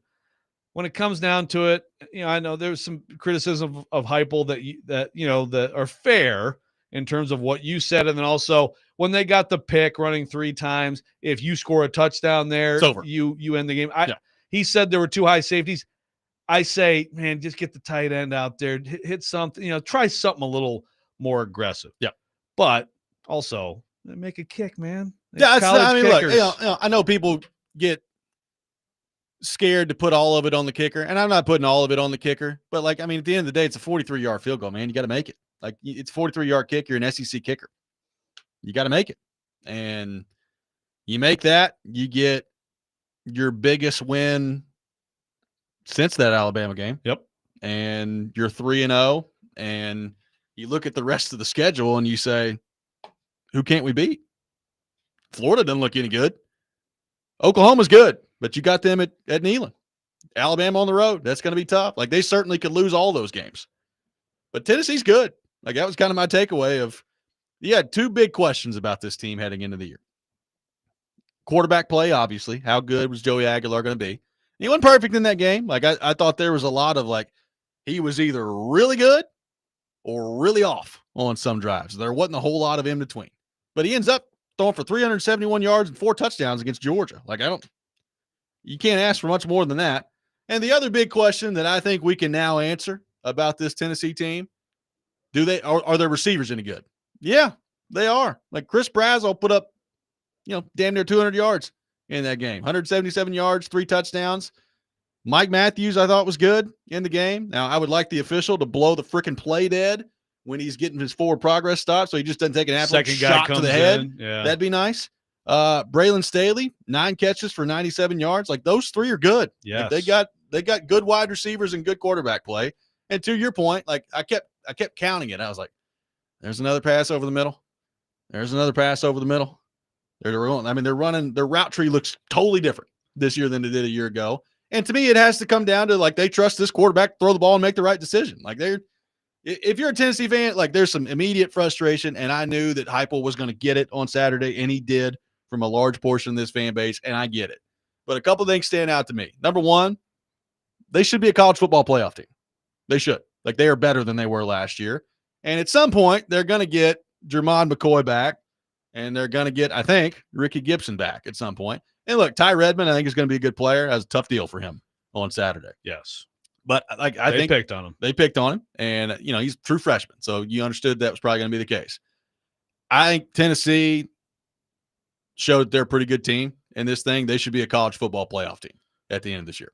Look, Jackson Moy and David Hobbs, those are huge losses inside. Big part of why Georgia ran the ball so effectively. Also, the corners, we think about corners, they got picked on. You got the deep shot right away. You got the winner, which was an incredible pass from Gunnar Stockton. Even with all that, the missed field goal, it doesn't even happen if he doesn't make an insane throw. He was awesome. Yeah. The corners also, including in the overtime, where they go wide zone, they go outside zone, and they just outflank them. The corners were a big part of Georgia running the ball so well, too. They took advantage of – and people have injuries, but I'm just saying – when they come back, their defense will look saltier than it did. And Georgia's super talented. Their defense is going to be just fine. Aaron Carter had 10,000 tackles in this game. Caleb Herring was a monster in this game. Yeah. Also, Star Thomas, I would start giving him the ball more. I would agree. He is really talented. They've got – and I thought their pass protection was excellent in this game. Yep. No David Sanders. They protected really, really well, which I think is encouraging. Yep. Dustin Hopkins was like, at what point do you start looking at Aguilar as an NFL quarterback? Well, first of all, Todd McShay saying Chris Brazzell could be wide receiver 1. Todd McShay is talking about wild. Brazzell being the first wide receiver taken in the draft in April. And I'm like, all right, man, let's dial it back a little bit. But he is good. Yeah. 6'5", 200. Yeah. You're like, yep. He looks like a it. completely different guy than he did last year. Which is great. And that's development, and that's what you want to see. Aguilar, we don't have time. This could be a totally different segment on its own, but I think he's a great example of what we talk about with this whole NFL Tennessee QB discussion. It can make players that maybe aren't that great look better and have a shot at the NFL, which maybe he gets. If he's going to keep producing like that, I think he throws a very catchable deep ball. He moves pretty well. But obviously, coming in this year, he was on nobody's radar whatsoever, right? So the offense helps a quarterback a lot. But then he also, to me, he evades and keeps his eyes downfield. And like you said, they use the middle of the field. I think that Georgia adjusted and actually fooled him a couple times in that middle time when they were getting stops. But then he hits that shot, that deep shot to Brazel, and you pick it back up. They're good. And I agree. They should be a playoff team. You tell me right now that Tennessee is going to finish 11-1. I'm not shocked by that. I really think that's on the table. But certainly, like a close loss at Alabama and 10-2, it's kind of what I expect. Well, and let me say this real quick to some Tennessee fans out there, because again, like I said, I knew that Heupel in the immediate aftermath of that game was going to get it from Vol Twitter, and certainly he made some decisions in that game that I did not agree with and were not good. I would also say this: did you notice that the talent gap in that game? I mean, go look at the numbers; they're dead even. They're dead even in everything. Like it was. They have closed that gap rapidly with Georgia and them. And Georgia is a great program. They've won 9 in a row. I think a lot of that game is also just a complete credit to Kirby Smart, because they went on a stretch there in the second quarter into the, halfway through the third quarter where they just totally flipped the game. Like they totally flipped it. I mean, Tennessee gets out to the 21-7 lead, and Kirby Smart and his staff adjusted, and it kind of felt exactly like it's felt the last 4 years when it's been Tennessee and Georgia, where you're getting off to the hot start and it's like, okay, Kirby figured it out and they're about to kill you. Tennessee responded after that, but they got it back. Unlike the Titans, they actually flipped it back. They flipped it back. Yeah. Like I thought that was a game where it's like, well, like Tennessee has recruited well. Their next class looks like it's going to be really good in terms of their recruiting. Like, I wouldn't go crazy with the Heupel comments right now. Like, I understand that you wanted to win more big games, and, the college football playoff against Ohio State didn't go well. They've had some problems on the road. There's still a long season left, and they cannot at any point this year, like, you can't go be losing to Mississippi State on the road. And this Florida team right now looks bad on the road. You need to go get them this year. So there's still a lot left, a lot more tests for them to pass, and for him specifically to pass this year. But I think your roster, your program's in a pretty good spot right now. And like I said, I think you should be a college football playoff team at the end of the year. So I'd dial it back a little bit on the Heupel stuff. Mark from Ashland City, real fast. Tennessee choked. You can take one look at the kicker on the sideline before that kick and knew he was going to miss. He looked nervous. If you're going to go out there and try to get a little more on 3rd and 5 with 7 seconds left, you should definitely go out there, try to get a run, get a little bit out of the penalty. Absolute choke job. Stop making excuses. They should have won that game. Okay, Mark. No one's making excuses. I mean, did we not say the kicker has to make the 43-yard field goal? The false start, the false start is unfortunate, but I don't, that kick is totally makeable. He looked nervous. What do you do? Go to the backup? The kicker looked nervous. So the TV camera showed you the kicker look, and all of a sudden everybody on the side, the kicker looks nervous. What are we going to do? I mean, come on. Got to go make the kick, man. 615-737-1025, our phone number. The Rex Rant with Joe Rexrode coming up next. Corey Curtis at 8 o'clock. We'll get his thoughts on the Titans and the Rams. Robby and Rexrode, 1025 the game.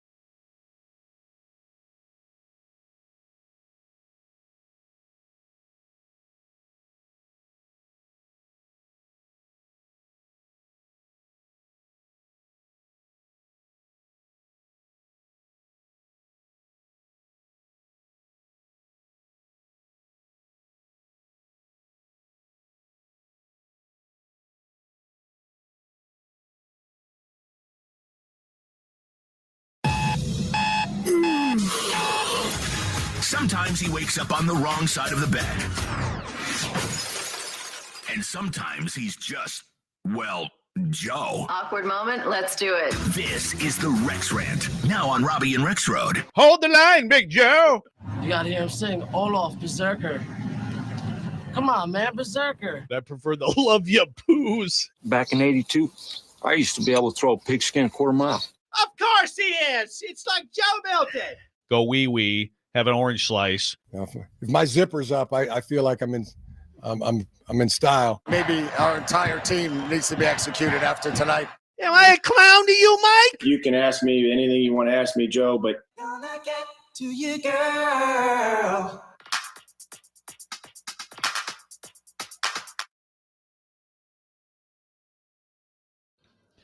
It is that time of the day. Time for the Rex Rant with Joe Rexrode, brought to you by Functional Medicine of Tennessee. Rise up to better health. Check them out at functionalmedicineoftennessee.net. Joseph, the floor is yours. Well, we are going to talk press conferences, but I gotta respond to this real quick. The texter says one host said, "quote Tennessee was even with Georgia. They've closed the gap." End quote. They lost, so moral victories count. And I said, "Well, he's talking about the program and all that." And he responded, "They lost. You can frame it all you want. What a terrible take." All right. Meanwhile, Mark from Asheville City is just Does anybody ever want to have like an intellectually honest conversation, or do you just want to be a troll all the time? Like, is that what you want to do? I think that's some trolling. That's some pretty good trolling. I mean, yeah, I understand they lost the game. Well, we talked about that, but again, if you can go back and watch the first year they played Georgia under Heupel, and go watch that game, those are not the same things. Yes. Exactly. That's the point. You're talking about the program. Mark from Asheville City, he's mad. They'll try to get more yards. Again, the kicker. I mean, the kicker, I think, looks nervous before he makes kicks too. So maybe we need to work on Max Gilbert face. Well, Max Gilbert also looks like he's 9 years old. Right. So I think there's some of that out there. 9-year-old. Yeah. Like you could. There's 7 seconds left, so you could have tried to get more yards. I don't think you're messing around with throwing it with 7 seconds. Yes, you have a timeout. But I don't think because again, turn around, hand it to Star Thomas, and hope he picks up about 3 or 4 yards. You could have done that, But again, I think after all the operational stuff, they just had a false. You know what? Put him out there on third. I didn't have a problem with it. He missed a kick.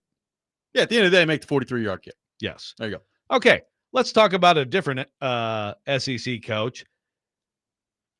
LSU beat Florida 20-10 on Saturday. Florida, DJ Lagway threw 5 interceptions. I think 3 of them were some of the worst interceptions you could ever possibly throw. It's a complete disaster at Florida, and yet they absolutely could have won that football game because LSU's offense was really bad. Garrett Nussmeier was not good. It's a little bit confounding. LSU's become a defensive team with a bad offense. So they win 20-10 in Florida, as we know now, is a bad team. So here's the way Brian Kelly's press conference started Saturday night. Brian in the back, I know you love these immediate post-game sessions, but what are you seeing with your offense? Stop. Really? Is that the first question? We won the game 20-10. Try another question.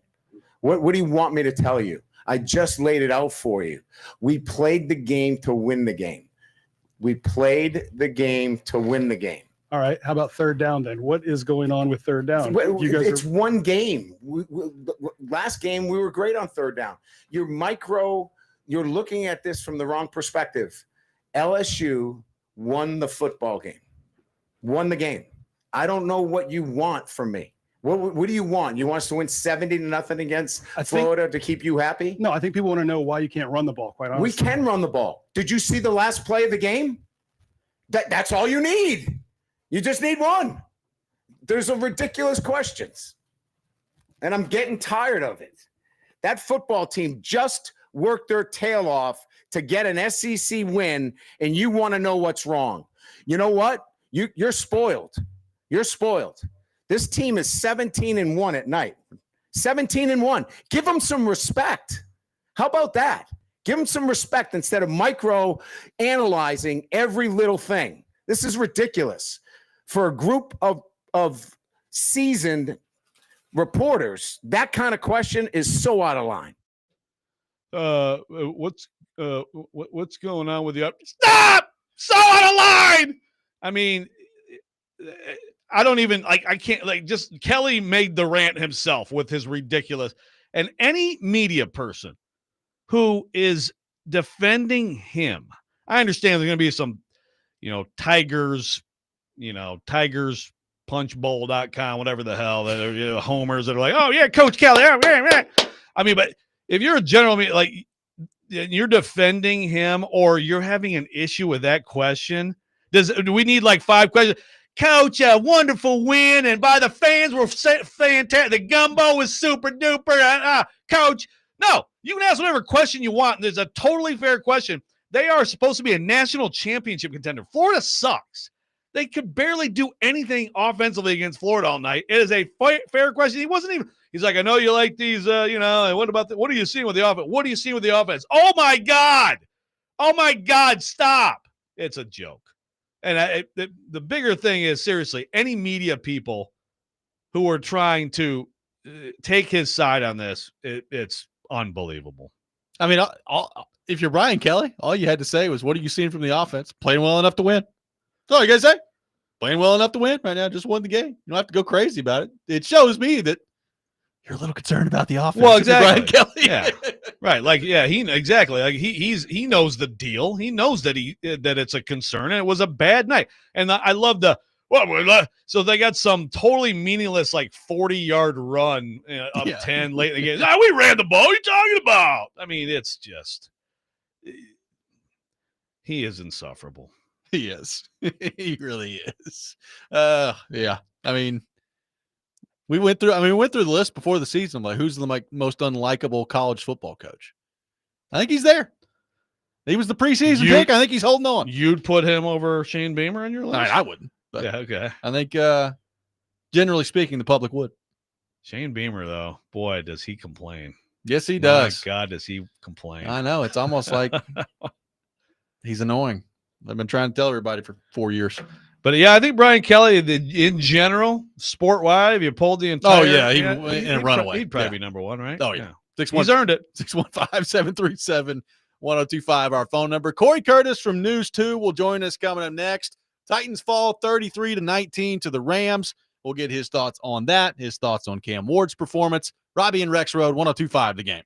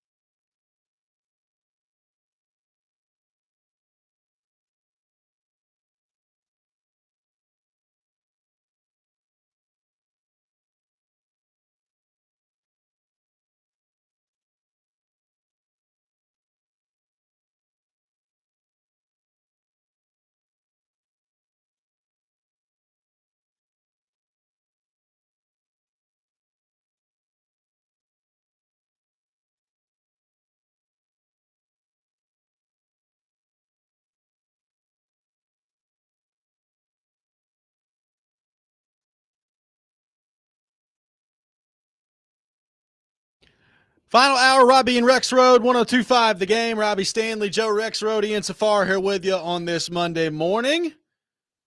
Titans fall 33-19 to the LA Rams yesterday, and to help us talk more about that, we head to our 102.5 The Game phone line, driven by WilsonCountyHyundai.com, and welcome in our friend Corey Curtis from News 2, brought to you by Tennessee Men's Clinic. Corey, good morning. How are you? Not as good as you are, my friend. Really? Why is that? Well, because your team wins and my team loses. Well, that's true. Your team looks like an FCS team playing a FBS team in an NFL game, Corey. Sorry. It was not good. I mean, we looked like Wayne Fonts was coaching. Nice. Not very good. Speaking of not very good, the Titans have now lost 8 in a row, dating back to last year. They did not score 20 points yesterday. They scored 6 points total in the second half. Their offensive line couldn't block. Corey, it felt like a lot of the same things we've talked about for 3 years with the Titans yesterday against the Rams. Well, I'm glad you brought that up because it was the main point I was trying to drive home last night on Sports Extra. And that is, the penalties are terrible. They're inexcusable. They're infuriating. There's a lot of things you can pick on. But the bottom line is this. Until this team can win at the line of scrimmage, they will not win on the scoreboard. And, they actually had a real plan for the line of scrimmage this year. And that plan may still achieve fruition, because we've seen teams before where it takes a few weeks for the line to come together. We talk about the year that Roger Saffold came here. That was not pretty to start the year. He struggled the first 4 weeks, and Taylor Lewan was suspended, I think, for the first 4 weeks as well. So that was kind of a disaster on that side of the line. And, these guys are high draft picks, and they're veterans. You like to think, if you need a reason for optimism, it's that as they play together, that they will get it together, but they need to get them all on the field at the same time, number one. But those guys have got to start winning. That's all there is to it. If they can't start winning, it's just not going to happen. So, I'm looking yesterday. Look, it's nobody's fault that J.C. Latham gets hurt. Nope. It's tough. And I worry that, a hip that was dogging through the preseason, he tries to gut it out in the first game. He's immediately out. It could be a thing we talk about all year. But, Dan Moore, you give him a lot of money, and he just looks bad right now. And also, with your tackle depth, we got some of the same guys that I thought last year we kind of saw clearly can't play at all, and yet they're trotting some of the same guys out. Help me understand this. Well, look, we knew Dan Moore wasn't perfect, and, he certainly is not. But I will still continue to say he is a much more willing combatant than the couple of other guys that have preceded him. So, I mean, the bar is low, and he's slightly over it, but certainly needs to play better than he has. And I'm sure he would be the first to admit that. Finding tackle depth in this league is very difficult. That's why you have to draft well. You have to draft well, because the good ones, unless you're the Titans and you let Jack Conklin walk, the good ones don't hit the market. Okay. Because they're so valuable. And so, you can't just go out and say, oh yeah, we'll add 4 tackles this offseason. We'll add 2 tackles this offseason. They're trying, they bring in, Oli Udoh, and they bring in, Dan Moore and Vance and some of these guys who've got some experience. But they're available for a reason. Here's what I don't understand is, if Oli Udoh isn't better than the guy on your practice squad, why is he on your team? Yeah. I don't understand that at all. I mean, and I read the answer that, he understood things a little bit better of what they wanted to, but then why isn't he the one who's on the team? And guess what? Neither one of them's good enough. Yeah. And look, there was a game I saw yesterday. I'm trying to remember who it was. Their left tackle was out. It was the Vikings last night. It was the Vikings. Darisal's out. And the guy they started last night was awful. And then he got hurt. and the guy who replaced him was even worse. And so, the bottom line is the Titans not only need J.C. Latham back, they need Latham back, and they need him to be dominant, because the other, you're just moving the chairs in the Titanic the other way.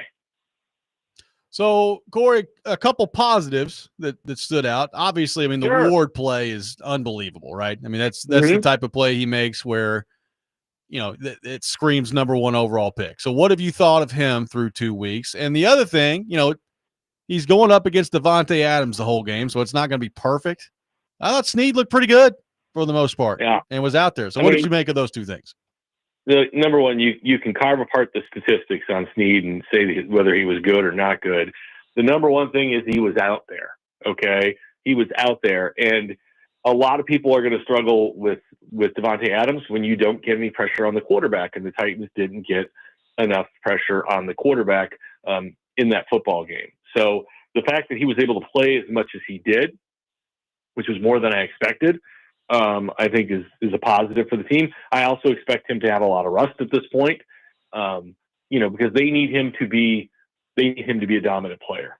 And, hopefully for them, this is on the path to doing that. With Cam Ward, I think yesterday was a nice step. I thought he clearly learned from the first game. I thought even though he got sacked 5 times, I thought he did a better job of getting rid of the football, when under pressure, just sending it into the sideline or the stands.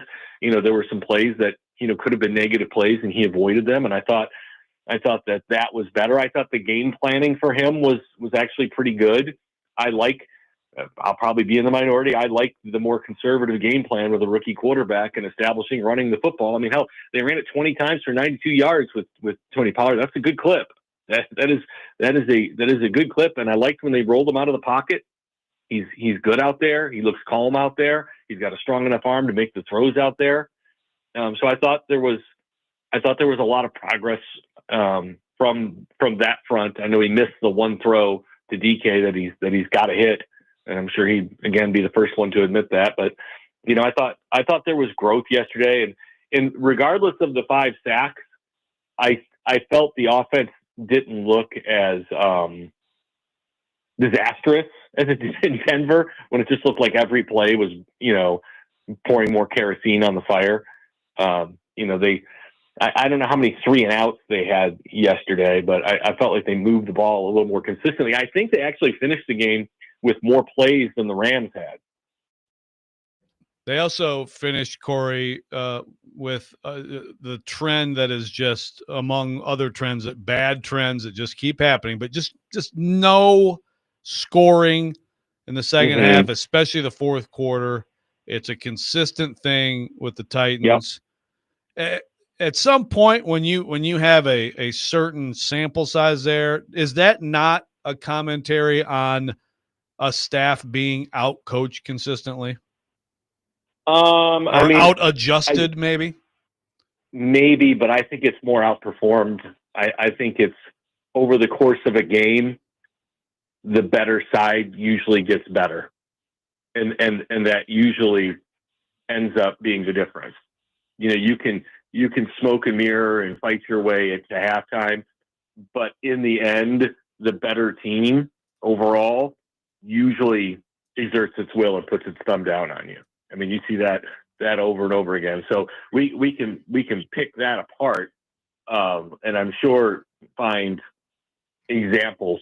But I think largely the main reasons that their second halves aren't very good is because the team's not very good, and they need more better players.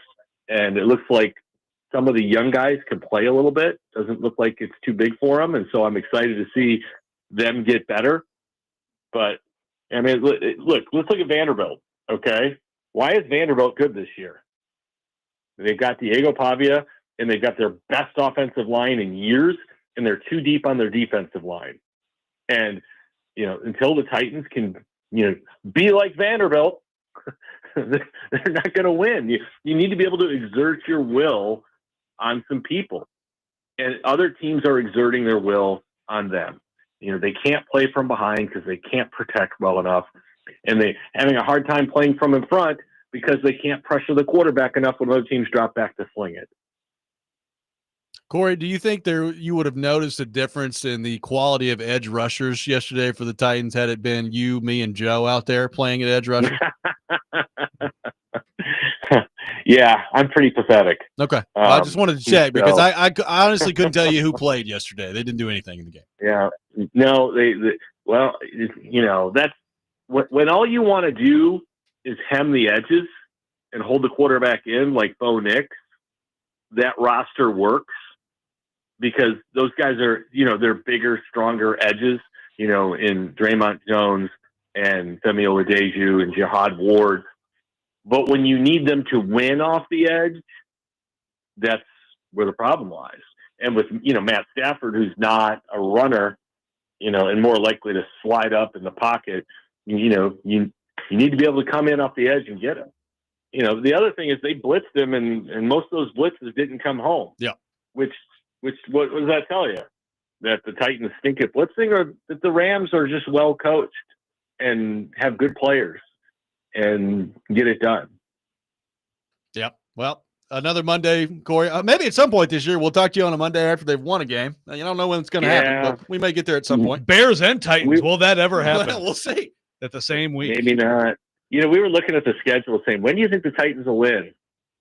And I just went and looked at the schedule, and I was like, oh. Don't know. I do not know the answer to that question.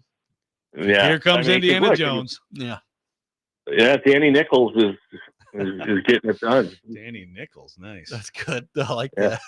Yeah. Did you see the Broncos' bold strategy of not covering Jonathan Taylor? Yeah, it was great. Great job by them. Well, I really like Shane Steichen's strategy too. Of we're 60-yarder. Let's just bury into the line. That's an easy one. But I guess he lucked out. He did. Yeah, look, I understand penalties are penalties. I do, and I understand they say you need to call them the same way all the time. But it's like when they were calling Jeff on that low hit on 3rd and 19, and they ended up waving it off. I think officials need to have some game awareness for when they're changing the outcome of a game on what is a marginal call. Right. Okay. I mean, Jeff barely touched Matthew Stafford, and it was obvious he was falling to the ground. And it was 3rd and 19. You were prepared to give them a first down. Yeah. And just like in the Broncos game, you decided the outcome. You said, I'm going to let the Colts win this game. And look, that may have been the right call. I haven't looked at it that many times. But again, you're deciding the outcome of the game. And I just think you need to be really sure before that hanky comes out of your pocket in that situation. Corey Curtis joins us every Monday morning at 8 o'clock here on the program, brought to you by Tennessee Men's Clinic. Corey, thank you, sir. We will talk to you next week. All right. We got football tonight on News 2 at 6 o'clock, everybody. Come home from work early. That's right. A lot of football Doubleheader, out there baby. Doubleheader out there tonight. Thank you, Corey. Corey Curtis from News 2, our guest. We will react to what Corey had to say. We will get into Cam Ward and the offense's day for the Titans yesterday against the Rams. Robby and Rexrode, 102.5 The Game.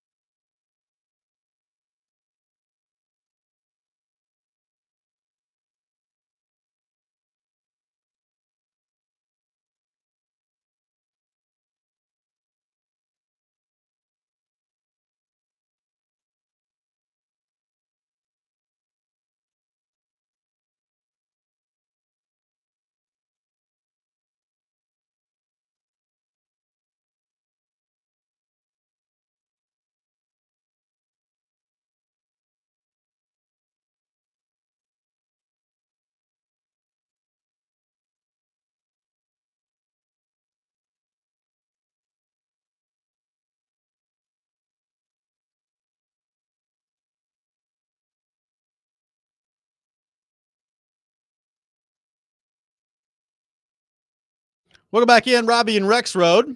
We are live from our Busy Bee Plumbing, Heating, and Air Conditioning Game Nashville studios, home of the $99 yearly Beehive membership, where the buzz is always about great service. Titans lose 33-19 to the LA Rams yesterday. They dropped to 0-2 on the season. They have lost 8 in a row, dating back to last season, and we're taking your thoughts on that at 615-737-1025. I'd like to read some pros from Nick Suss of the Tennessee. Okay. He's talking about the Titans in the fourth quarter. They are it's atrocious, the overall numbers. The 11th time since the start of last year, they've been held to 3 points or less in the fourth. By the way, are we doing pros like in pros or cons, or pros as in like the literary term? PROSE. Yeah, gosh, you're smart. Yeah, I know. Thank you. It's a good word. It's a one-syllable word, and yet it still seems so fancy. Titans averaging 4.54 yards per play. That's 31st in the NFL. They're basically down at the bottom. Now, he does point out this does extend back to the end of the Vrabel era too. So it's funny. There's some of these things that we're seeing. We're like Callahan. They were carried over, which of course probably speaks to roster, right? Sure. And just the offensive line failures have been amazing. But I just want to read this quote. The Tennessee Titans have had about as much success in the fourth quarter lately as a Scrabble player would have trying to use a wood chipper as a game board. The Titans in the fourth quarter go together like motor oil on tiramisu. The Tennessee Titans are so bad in the fourth quarter, they're practically the Tennessee Titans of the fourth quarter, end quote. And those are some bars, baby. Those are some bars, Nick Suss. Nice. Good job. What'd you call it? Tiramisu? Tiramisu? Is that what you said? Did I say it's not tiramisu? That's how you say it, right? I've always heard tiramisu. I don't know. We need to get to the bottom of this. I've always called it tiramisu with an emphasis on the me. I've eaten it a lot, so I should know. Yeah, that's one of those. Well, you're in charge of the text line today. We need the text line's thoughts on this. Yeah, matter. To help us out, text line. Which one is tiramisu? So it's tiramisu. Tiramisu. Never heard that one. And I say tiramisu. Ian's like, what are you talking I've about? always called it tiramisu. You said that. It took me a minute to figure out what it was. It's like, what is that? Can you imagine Skia eating tikka. tiramisu with Skia tikka? Cam Ward yesterday, 19 of 33, 175 yards, 1 touchdown, which was electric. His first touchdown pass of his career. Rolls to the right, fades, looks. Io Manor drifts away from him in the end zone, and Ward completely across his body, an absolute rope. On a play that makes you think, yep, that's why they took him number 1 overall right there. A play exactly like that. Overall on the day, I thought he was good. It wasn't perfect. He had the fumble in the pocket where you got to do a better job of securing the ball there. But, he's not getting a whole lot of help right now. Ridley was better yesterday. 3 catches, 57 yards on 6 targets. Still had one that I feel like he should have brought in that could have been a big play in the game that he didn't bring in. Right over the middle there. Good play by the defender to knock the ball loose, but you want to see your number 1 wide receiver hold on to that. And Io Manor, 4 catches, 56 yards in the touchdown. He's looked pretty good through 2 weeks. And that's probably, Ward, what he's done, and Io Manor, what he's done through 2 games, definitely the highlights on offense so far this year. Yeah, Ward, it's as bad as it is, and everybody wants to see the good things, I think, too. Sometimes I sometimes ask, okay, is everybody overreacting? There was probably a little overreaction last week, right? Given the production, but he made several throws that are like, wow, okay, that looks good. Yeah. There was a little bit of overreaction of like, oh my God, this is amazing. I will say that throw yesterday was amazing. It was. That's amazing. Incredible play. And I like his demeanor. I like his attitude. I like his leadership. I like his talent. So that's all good. He's going to get hit and sacked a lot this year. He might get hurt this year. To me, that's not a reason to sit him. He has to. This is how you get better, is playing in actual games against NFL. No, teams there's nothing that's happened the first 2 games where I'm like, yeah, sit him down. No, he's fine. Yeah, leave him out there. Yeah, absolutely. It's just, but it's the combination of you really like what you see from him, and this whole attempt to try to give a rookie quarterback support so far is failing miserably. It is, yes. There's no doubt about that. Keith on the YouTube chat says, Will the Titans ever score a touchdown on a play that Callahan drew up? Only way we'll get one is Ward's playmaking. Brian, you ever thought about drawing up a play that could score? Brian. I mean, in all seriousness, I mean, that was just about 100% Ward yesterday on that one. It's good stuff. Yeah. Good job by Iowa Manor to, keep running. That was good. That was you're right, because there's no way. I mean, I didn't see I haven't seen the all 22 of what his route was, but that was just him okay, I'll just run this way and we'll see how that works. Most people are saying that that my pronunciation is wrong, by the way. Sean does say I say misu. Katie and I both say tiramisu. So I'm sorry. Just being Michigan thing. Probably not going to change. I mean, I'm legitimately asking. I don't know what the Probably answer why is. you say pop. Most people are saying, well, that's the correct thing to say. I know that, but yeah, most people are siding with Robby. So tiramisu.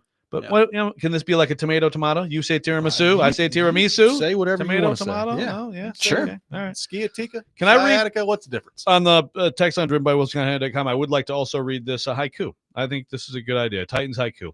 Pre-snap penalties, no second half points. Please fire Callahan. Nice haiku. Nice job. Very well done. Let's head to our 102.5 The Game phone line, driven by WilsonCountyHyundai.com. Welcome in Gil in L.A. Gil, good morning. Thank you for calling in. Hey, how y'all doing out there? Doing good. Good. Not me out here. I'll tell you that much. coming from being a Laker and a Dodger and a Titan, man, it's cold. And you know what I mean? I come from a winning organizations, and me personally, I've been a Titan fan forever. I'm an old school, so you would have to know Tecmo Bowl. It was the Houston Oilers. I mean, They had the best colors, and we had a black quarterback who was Norm Moon, and I've been following them ever since. Nice. But let me get back to the Titans, man. I just think we have to be patient and let Amy do her job. She's known to do what she needs to do. I mean, Callahan, he's just not ready to be a head coach. I mean, every play that I see out there with him is hard. Nothing comes easy. And I go back to Mike Mularkey. Mike Mularkey worked his way up. He was a tight end coach. And when he came in, I remember how he was creative and he had to protect Marcus Mariota. And he came in there, he ran plays like the play with Derrick Henry for the touchdown. We've seen some easy plays, and I just don't see that with Callahan. I think it's like 19 games out. These other coaches got film on him. They know what he's going to do, and he's just not ready. But let's just take it that we got the hard part done, and that's getting the quarterback and Cam Ward. Let the season play out. Let him learn. And we just got to really get the right coach this next time for this guy, man. We can't destroy another quarterback moving into the stadium. I know we can settle on them, and the future is going to be bright for the Titans. We got the hard part done is the quarterback. But let him play it out, and we're going to have to get rid of Callahan. He just ain't ready. And y'all tighten up. Thank you, Gil. Appreciate it. We'll react to what Gil had to say. Take more of your thoughts on the Titans. 615-737-1025, our phone number. They fall to 33, or they don't fall to 33-19. They did lose 33-19. They fall to 0-2. So 33-19 sounds good. I feel great about that. I don't know. I mean, will they get 33 wins in the next 35 years? We'll see. It's a good question. I have more breaking news on tiramisu too. That's good. We'll get into more of that coming up next. Robby and Rexrode, 102.5 The Game.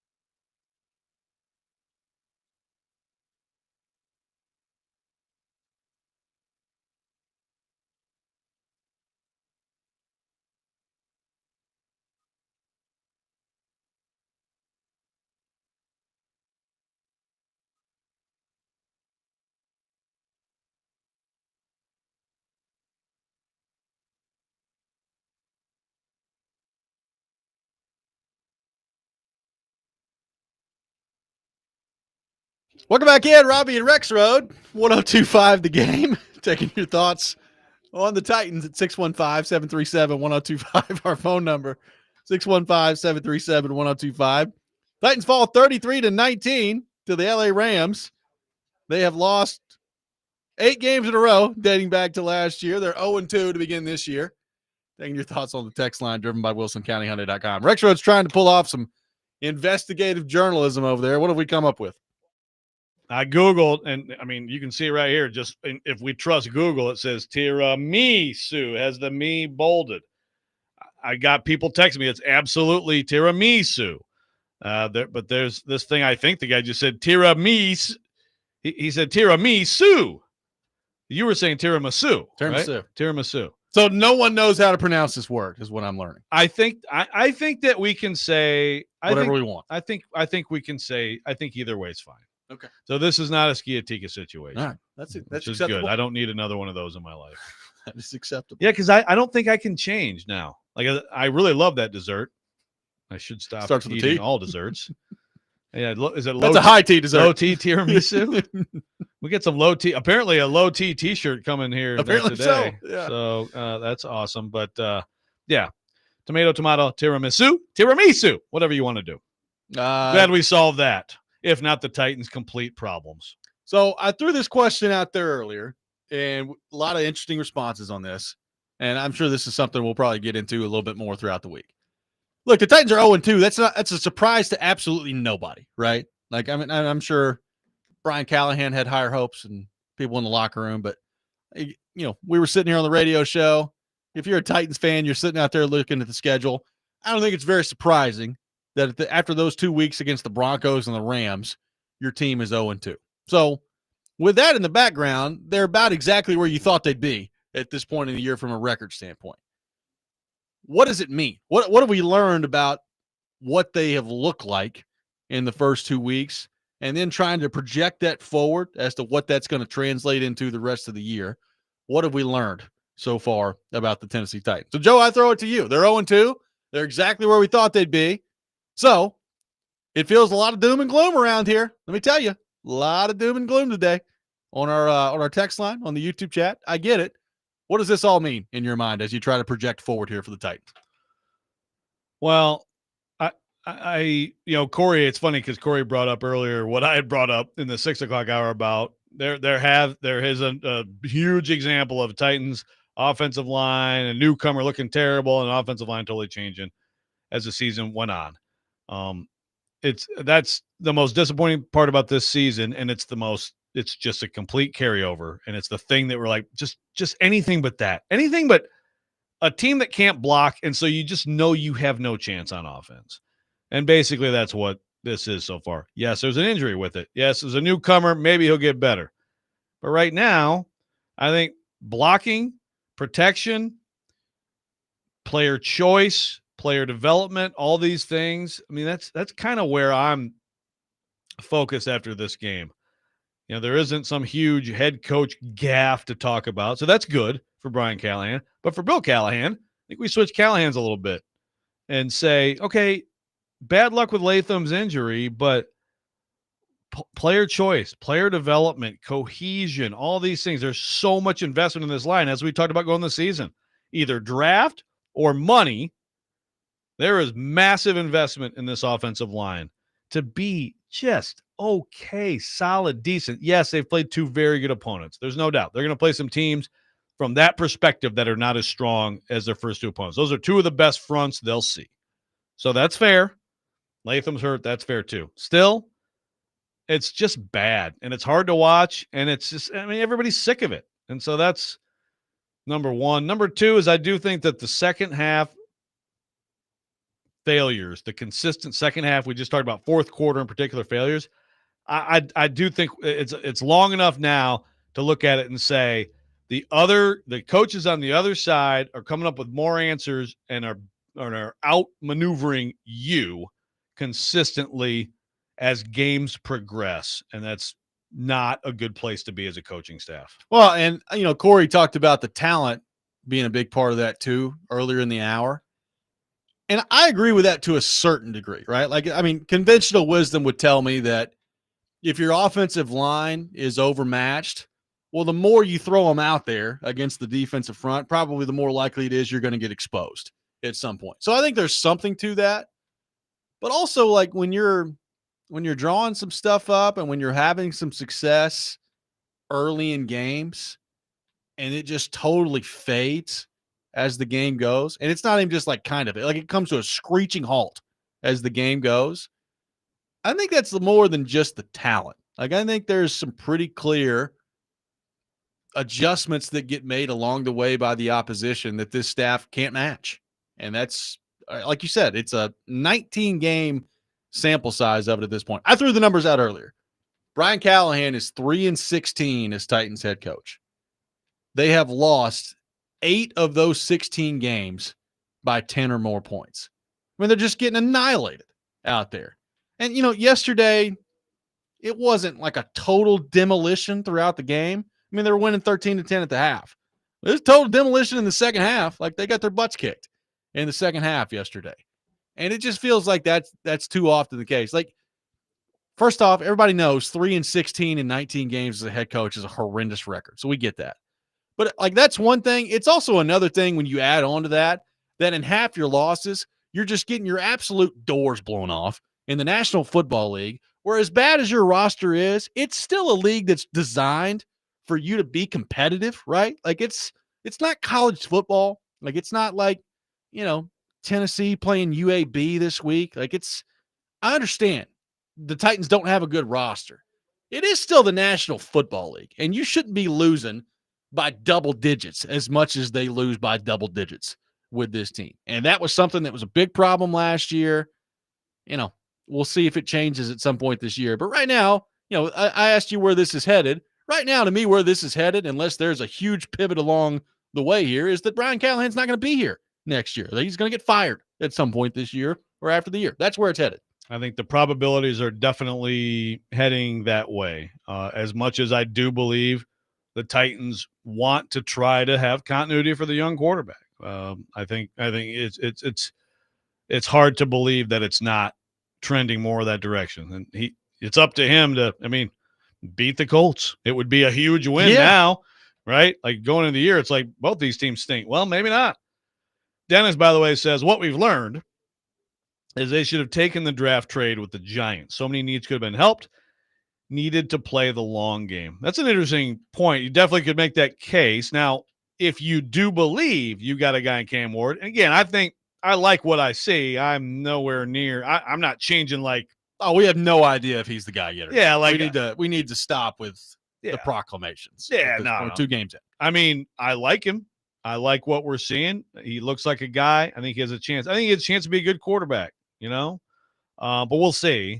And to live up to number 1 overall, I never think that's going to happen. And I'm not sitting there watching anything that makes me think that. But at the same time, quarterback play in the NFL is just, Jared Goff, week 1, not protected. He looks terrible. He looked like a subpar NFL starting quarterback yesterday against the Chicago Buns. He's just out there just playing catch, man, and he's protected and they're running. And quarterback play is so much more dependent on others than people want to believe it is. Now, I'll just keep saying that over and over again until I die. That one got me. The Chicago Buns. How about the tennis cheeks tight buns? Yeah, that was a good one last week, too. Ugh. Good stuff. 615-737-1025 is our phone number. Final thoughts on the Titans and the Rams. Another loss for the Titans. We've thrown the numbers out there. Where do you think this is all headed? We'll take more of your thoughts. Robby and Rexrode, 1025 The Game.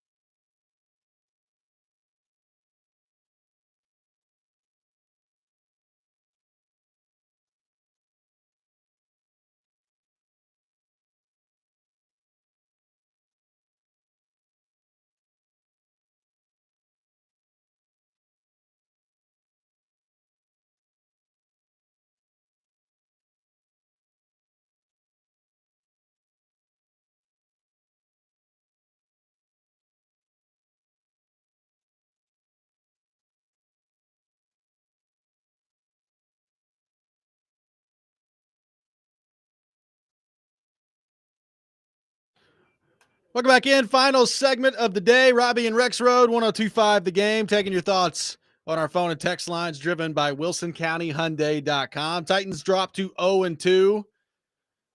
Couple positives yesterday, Joe. Couple things. One we talked about. I thought L'Jarius Sneed was good yesterday. He was matched up a lot against Davante Adams. He wasn't perfect. I mean, Davante Adams at some point is probably going to get you out there, and he did one time against Sneed. I thought a lot of plays that Sneed shut down, particularly in the red zone against Adams, which was good to see. 13 targets for Adams, 6 catches for 106 yards and touchdowns. And by the way, he wasn't matched up against Sneed on all that either. So, I thought largely Sneed from a participation standpoint and from a job done out there in performance was pretty good yesterday. Good to see. He looked like a number one corner for a lot of that game. So, yeah, they can get him playing full games and keep him out there, keep him healthy and all that. That's good. That would be a good thing. A couple quick texts to get to, Robby, on the text line driven by WilsonCountyHyundai.com. First of all, Dennis says, how many more games like these first two will Strunk tolerate in regards to the head coach? I mean, look, we could, if they get to the point where they're not winning anything, like Vrabel comes in here and stomps them or something, sure. I mean, everybody's talked about that game. I really think that I will be shocked because, again, they made this decision to go with him, to draft the QB, et cetera, et cetera. I will be shocked if it's not like way. I'd still say really surprised if it's an in-season firing. But if it's like 0 something and it's got, then to me, it's got to be, it's double figures.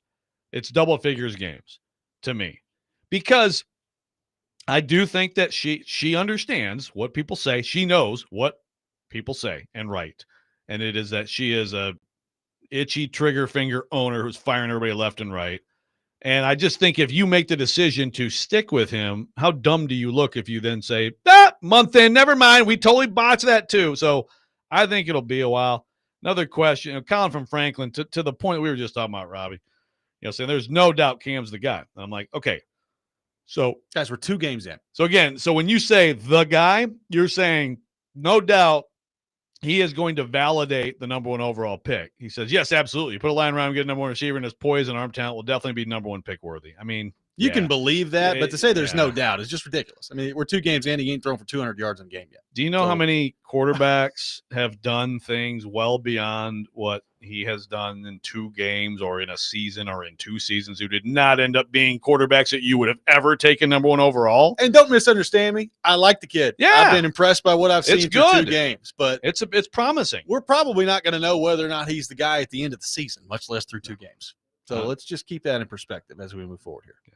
Look, people, me, everybody but you, were feeling pretty good about Marcus Mariota deep into his 2nd year. Like, yep, this dude is a dude. And it you got to let it play out. But the number 1 overall pick should be a Hall of Famer. I mean, right? Like, yeah. I mean, should be all pro. Yeah. Should be winning lots of playoff games. Should be getting you in the Super. Like that's what the number 1 overall pick in the entire draft should be, right? Yeah. I mean, on the Callahan losing front, I mean, I will say again, we'll get into this later this week, but Indianapolis is 2-0 coming into your town this week. We know how talented Houston is. We'll see. We'll get another look at them tonight. See what they look like. Arizona's after that on the road. By the way, they're 2-0. We get another look at the Raiders tonight. They were impressive in week 1. Vrabel got his win yesterday. All that to say, it's not totally off the table that it could be a long minute here before the Tennessee Titans get a win. They'll probably get one at some point along the way here against one of these teams. I mean, they can get one this week. They could get one this week for sure. They could also not get one this week and then not get one the next week. Like it could. I'm not going to discount the possibility that they get into November and they ain't won a game yet. Yeah, and if it's again, then it's like, okay, what does that mean? Well, okay, I want to see what it looks. Is it the same stuff? Is it 16 points, 13 points, 12 points? Can't protect the quarterback, 5, 6 sacks every game. Then you get to the point where it's like, okay, this just has to change. Yeah, and so that's when we can really start having that conversation seriously. They need a win badly to just change the conversation. Yeah, it's gotten dire quickly. Another positive that I think is clear through 2 games. their special teams is so much better than it was a year ago. That's a good point. So much better. And I know that, they got called for the penalty yesterday on the punt return for a touchdown. I like DK returning kicks and punts. I think he's been outstanding so far. I know people didn't like the call. By the letter of the law, it was the right call on the block yesterday from Cedric Gray. Doesn't necessarily mean you have to like it, but I think it was the right call. It was an unnecessary play by him. DK was already 5 yards past him. So yeah, I know people hate the call, but he sort of gave a little bit of this, and they're just always going to call it, man. Yeah. The blind side block, But even with that, the special teams look good. I mean, you block the extra point. Like, the special teams has been a positive for the Titans to this point, which is good to see. There you go. Positive. Ended on a positive note. Isn't that nice? We all know that if you could pick one area of your football team to be really good, special teams is what you'd pick. Hey, now, you know what? People sleep on special teams. It is very important. The punt, the most important play in football. Yeah. I've heard that from coaches before. Yeah, probably not very successful coaches. Speaking of punting, the Indianapolis Colts have not punted this season. FYI. Is that true? That is true. They have not punted this season. Oh, God. Buckle up, Buttercup. Oh, man. Boy. Sorry, we were That's going out on something to such stew a on. fine note. Stew on that the rest of the day. That does it for us today. Next Man Up with Jake Lyman is coming up next. You're listening to 102.5 The Game.